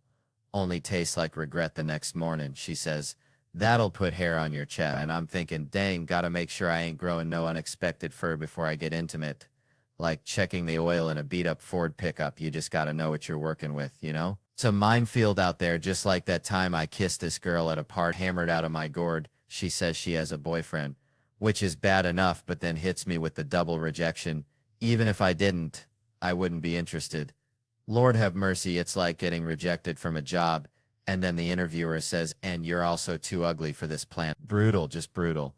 But hey, my last girlfriend, bless her heart, she was on Ambien, so I never had to wear a condom, which is either a blessing or a sign. I got to invest in a hazmat suit, depending on how you look at it. See, it's like that dad on the elevator with the crying kids. Should have wore a condom, probably didn't pull out. Now he's at the parent-teacher conference getting lectured. Charlie's been misbehaving. He's just got to shrug and say, it's out of my hands, kind of like Cluck Norris pecking my eye. My own dad, met him 2 years ago, family-style restaurant. Ironic much. Should be broken family-style restaurants, right? You walk in, no waiter, just a note that says he left for cigarettes years ago, and for birthdays, instead of singing, they just whisper, we forgot, sorry, we'll make it up to you. And some random dude walks in and says, I don't even work here, I'm just banging the owner. It makes you wonder, you know? Never played catch with my dad, but we played an epic game of hide and seek. He's still hiding. I guess he's good at it. Saw a homeless couple sleeping in the street once. Sad, ain't it? But hey, at least he has a girlfriend. Hope he ain't hitting her, 'cause that ain't domestic violence. That's a street fight, and street fights, well, they ain't pretty. Dating someone now, I think. She stopped shaving her legs. That's how you know it's serious, right? It's like checking the tread on your tires before a long road trip. Gotta be prepared for anything. She asked me my fantasy the other night. I said, I want you to dress like a nurse and tell me I have health insurance. Yeah, pathetic, I know, but honest. The other night, things got wild. She said, fuck me like it's your job. So I started checking my email, seeing when I could clock out. She wasn't impressed. And let's be honest, I keep inside it's going way too long. Like texting my friend Dan, do you want to suck my penis? Only funny to me, and Dan, my girlfriend, not so much. Sent it to her by accident. Awkward Thanksgiving dinner, to say the least. I miss being single, sometimes especially dating black chicks, but, you know, that's a whole different sermon. And the N-word, well, white people created it. Black people get to use it, kind of like Magnum condoms, big and intimidating, but not always necessary. Subway story, last one, I swear, with a girl I was dating, pervert gets on, starts touching himself. She wants me to fight him. I'm thinking, I don't want to get hit with that hand, but she pushes me. I say, excuse me, sir, could you stop that? He says, I wasn't doing that to your girlfriend. I was doing that to you. And I'm right back to that feeling of Cluck Norris pecking my eye. You just never know what kind of rooster's going to come at you in this world, do you? So I was down in Loringer, Louisiana, right? Now that's a place where the possums wear tuxedos to the Piggly Wiggly. Okay, my buddy Earl's got this cousin, Cletus, who runs an escape room at his double wide, only it weren't no mall kind of thing. See, it's more like if Deliverance met Home Alone after a case of Natty Light. Anyway, Cletus gets this idea from watching one of those police shows. All of a sudden, he is an expert, so he has to start his own business. He is also so big-headed, and that is where the problems begins. My Aunt Brenda is there along with the kids, you see? We pull up to Cletus's, And it's got this vibe like a meth lab that just lost its lease. That is for sure. My Aunt Brenda is like, oh, heck no. But the kids are screaming about fun, so we go in. Now Cletus opens the door wearing a bathrobe and a shower cap, looking like a Baptist preacher's wife after a rough night. First thing he asks is, have y'all seen my chihuahua, Pepito, and my uncle? Never one to miss an opportunity. Yells, tell Pepito to go get rocks. And then he spits a dip of tobacco onto the porch. This is where the bad began. Cletus ain't phased. He just smiles with his one tooth looking like a tombstone in a pumpkin patch and says, come on in, but leave your wallets and phones in the microwave for the safety. We should have never left our phones. It all went downhill. The kids went full-on sheep. They did not care about safety. Now, Cletus then starts explaining the rules in a low voice like he is about to sell drugs in the middle of the sate. My uncle is all over him, asking about Cletus's mother and why she ain't around. My Aunt Brenda is yelling, and I swear it was like watching a squirrel try to parallel park in the middle of the interstate, chaotic but entertaining. Then came the mother's room part, and that's where it got weird, like a banjo solo at a funeral. Weird. Now, Cletus says we got to leave our car keys, our L phones, our wallets, everything on the counter, which should have been our first clue to just leave. We were all standing there quiet, and my uncle said, did you hear me, Pepito? Go kick rocks. That is when Cletus said, the rules are the rules. It is the escape room. So we all dumbly followed Cletus into the room. And the moment the door slammed shut behind us, it hit me. No waivers, no contact information, just a sketchy guy and a locked door. It was the type of feeling when you accidentally drop a hot dog on the floor in the middle of a church event. Right then, I knew that Cletus had no clue what was going on. My uncle, he says, well, I reckon we're going to be working in a possum farm in Oklahoma by sundown before he starts yelling, Pepito, kick rocks. Because, heck, at that point, a possum farm seemed to that reasonable career choice compared to what Cletus might have had in store. I just know this is where the problem begins. Then my aunt yells, why did we come? I am out, which she said was the punchline to the whole thing. All right, so I was back home in Louisiana, right? Just the other day visiting my cousin Dale. Dale's got this pet raccoon named Ricky. And Ricky, I swear to God, he's got more self-awareness than half the people I went to high school with, including myself on Tuesdays. So Dale's trying to teach Ricky to play the harmonica, right? Harmonica, folks. This ain't no triangle. This is Louisiana blues we're talking about.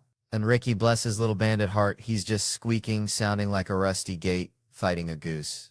But Dale's convinced he's about to unlock the secrets of the Delta. Anyway, watching Dale and Ricky got me thinking, you know, about why we do things for ourselves, for other people, or maybe just to escape the sound of Ricky trying to play Amazing Grace.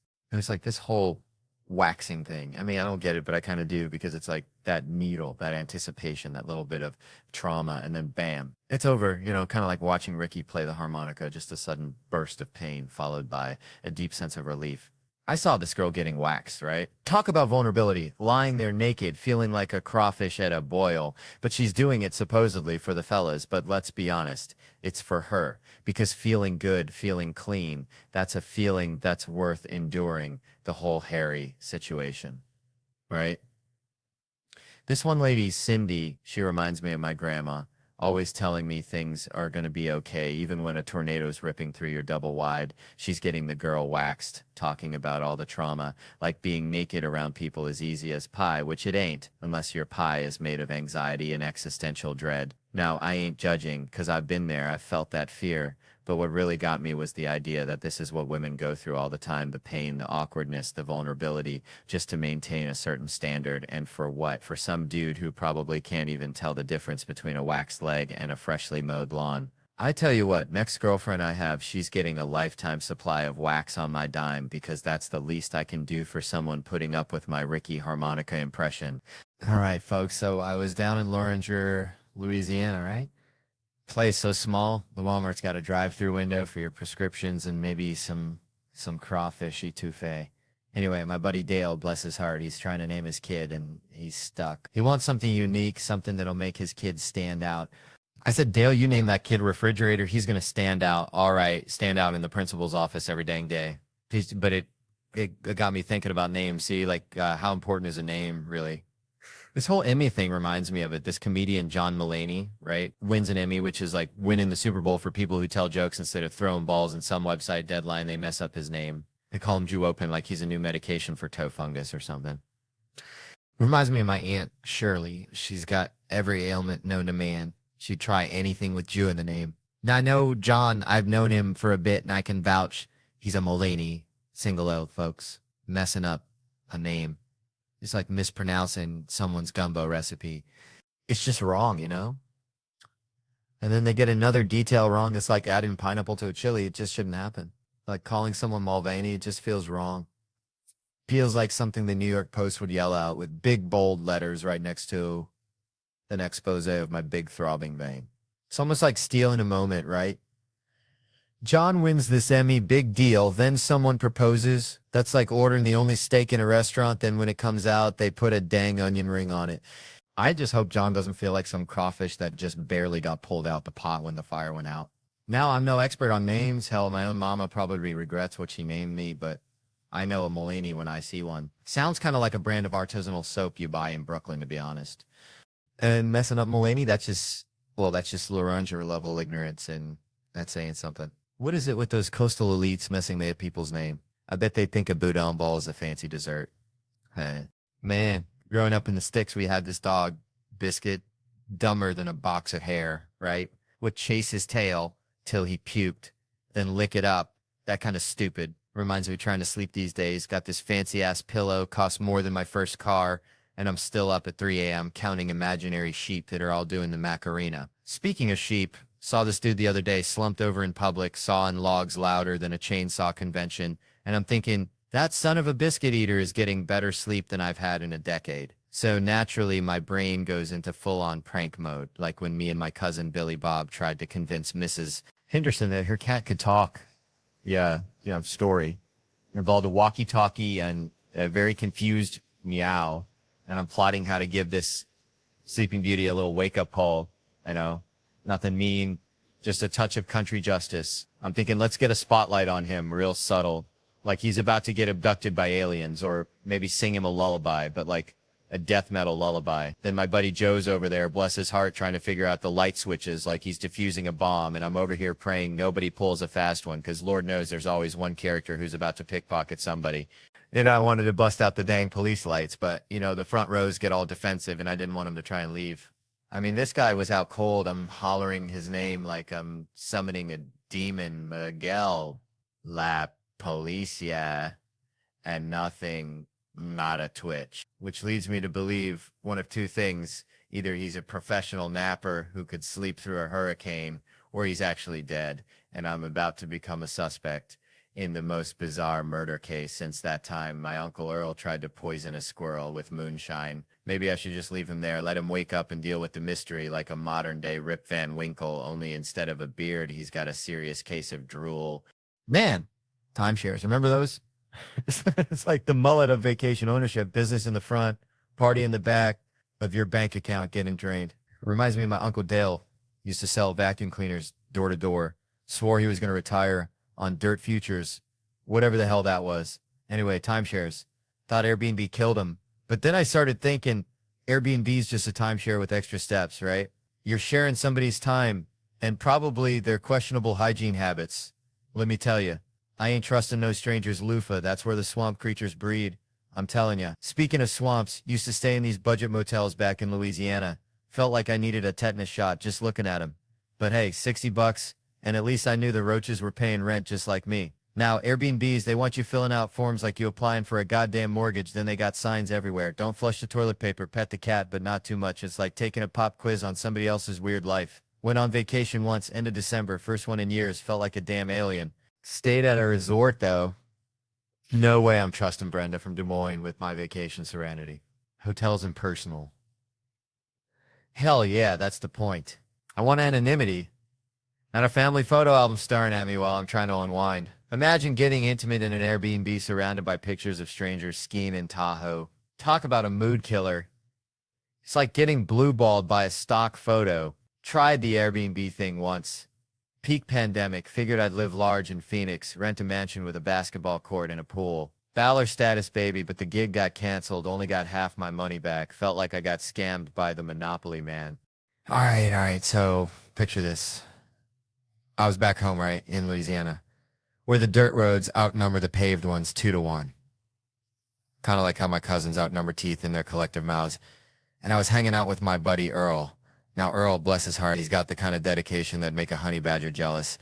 Except instead of digging for grubs, Earl's dedicated to, well, Vaseline. Yeah, Vaseline. But not just for chapped lips during crawfish season, no, sir. Earl used to store Vaseline in his navel. I'm talking a dedicated dollop of petroleum jelly tucked away in his belly button like it was Fort Knox. He said it kept his big lips, his actual physical lips, from looking like a bottomless pit. Which, let's be honest, they kind of did. Like a black hole swallowing all the lip balm in the state. And that reminds me of what Kevin Hart said about Shaq shaped like a beanbag, like a whole dang satin beanbag. But see, Earl's got this theory, this greasy little theory that Vaseline is the key to everything, the secret ingredient, the WD-40 of life. And that's when it hit me, you know, like a mosquito on a humid summer night. These basketball players are out here chasing career highs, talking about keys to success, blocks, assists, points, all that jazz. And Joel says the key is Earl's Vaseline navel. And you're just standing there with a blob of Vaseline, and this makes me thinking about what Kevin Hart said, how Wade lifts and buries, about Klay Thompson feeling pretty. I swear the way these athletes carry on, it's like a bunch of squirrels fighting over a single acorn. That's kind of like that time I tried to teach my grandma how to use the internet. She ended up ordering a life-size cardboard cutout of Burt Reynolds and started calling him her digital boyfriend. But you know, underneath all the sweat and Vaseline and post-game interviews about team, there's a real desire for something more, something real, something like what Ernest said won't go through. He'll flunk the physical, something beyond the game. Kind of like Earl's obsession with keeping his lips hydrated. It's a quest for something real in a world that's mostly just a whole lot of hot air and maybe, just maybe, a little too much Vaseline.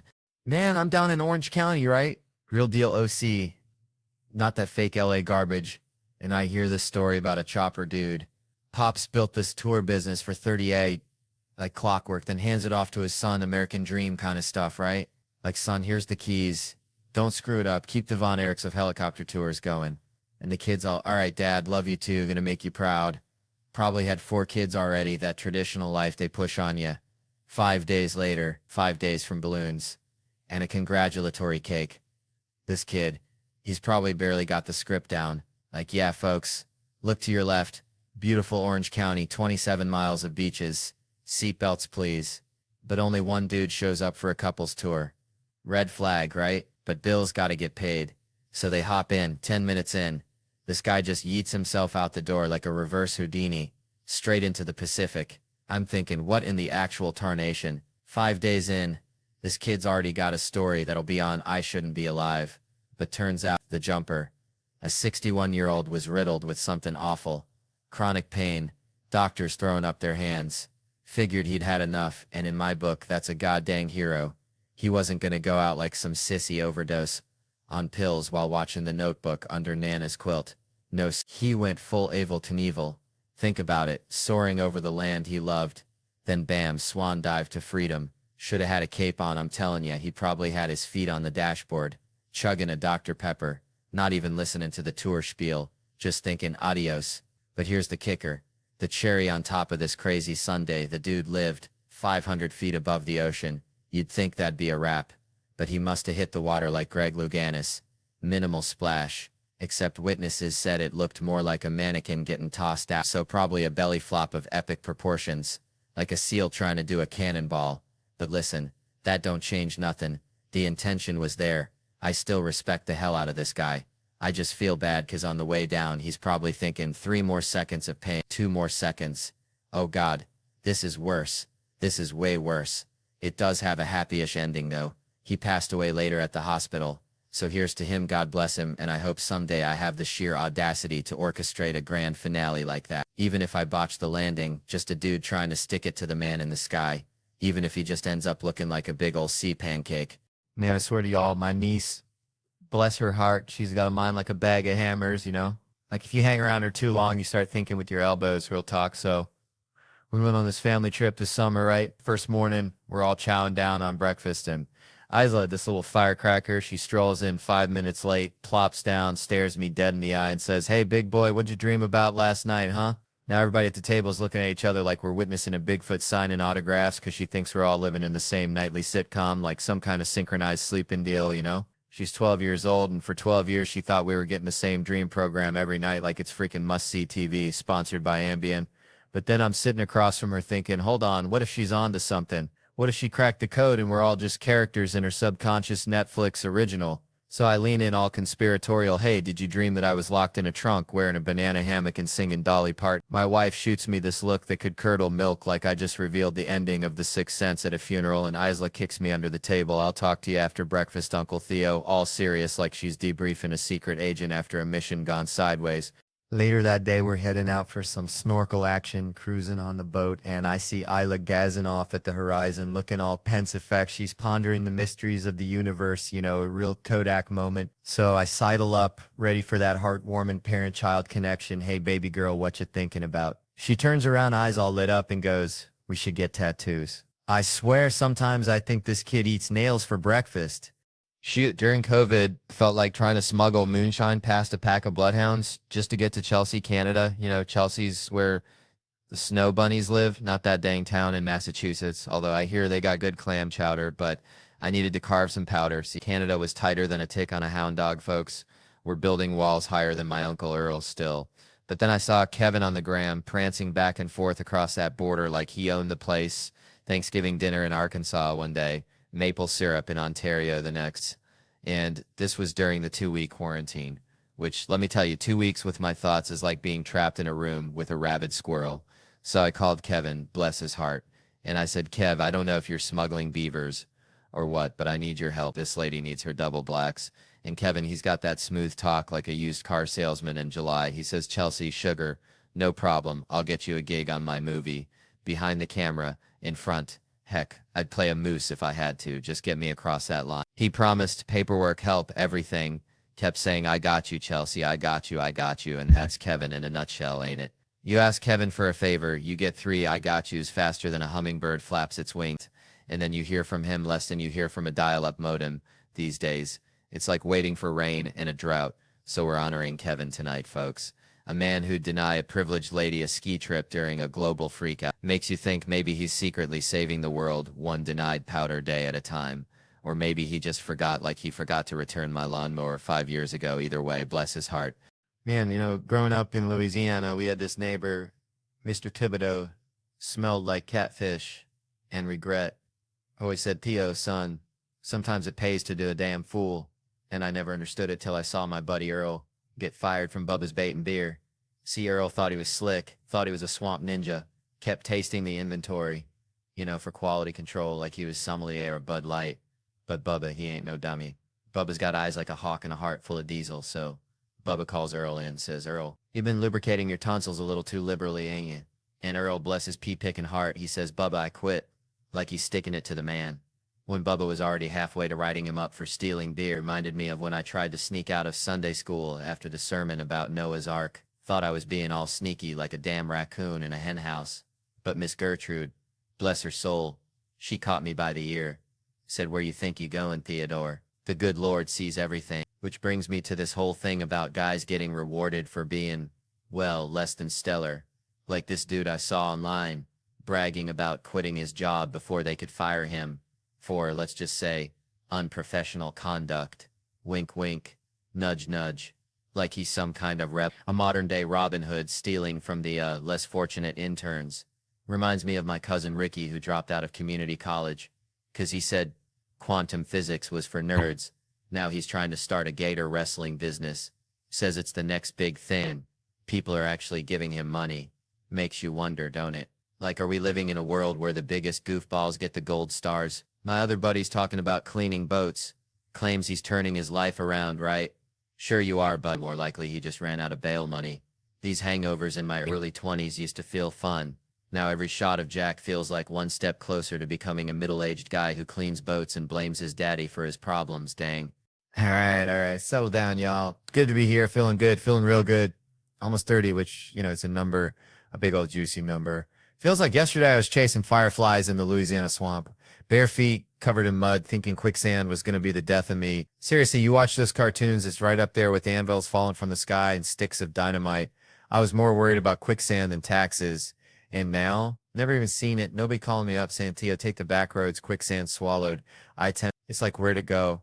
Like my hairline vanished into the ether, but back then, the real threat, the thing that kept me up at night wasn't sinking in sand. It was people thinking I was Chinese. Let me tell you, this bowl cut and these squinty eyes, they screamed Kung Fu Kid louder than Bruce Lee on a karaoke night. Kids be calling me names, slurs I ain't even gonna repeat. Words I didn't even understand. I'm standing there like a confused possum in a headlight, 'cause I ain't Chinese.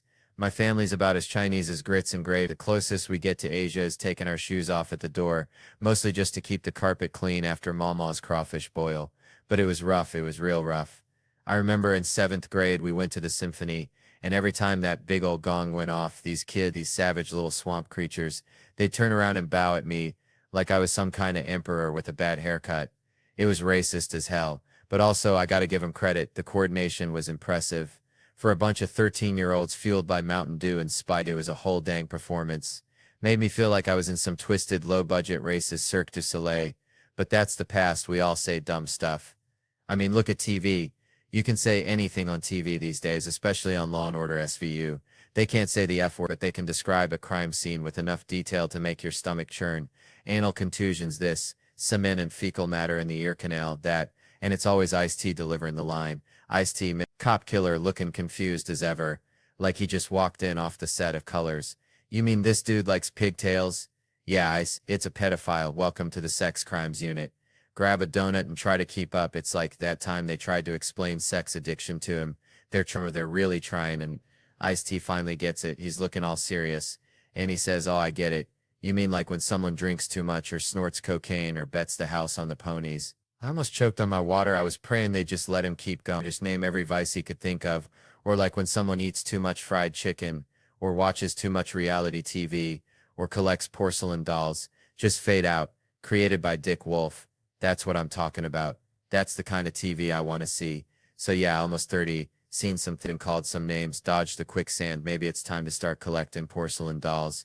Or maybe just keep watching Ice-T solve crimes. Either way, it's going to be one hell of a ride. Just try not to bet the house on the ponies, you know. Yeah, let me tell you something.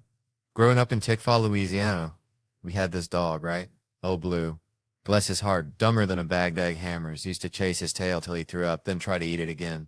But Blue, he had this one trick, seeing a car coming a mile away like he had radar or something. Reminds me of my girlfriend in true crime, I swear. She's obsessed with serial killers like Blue was with his own rear end. I mean, her Netflix queue is just a parade of Manson, Bundy, Dahmer.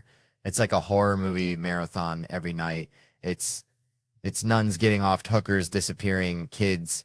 Well, you get the picture. Then she watches Great British Baking Show after like a palate cleanser after a feast of darkness, which I find so goddamn terrifying. Lucy, cook chan trick for no API.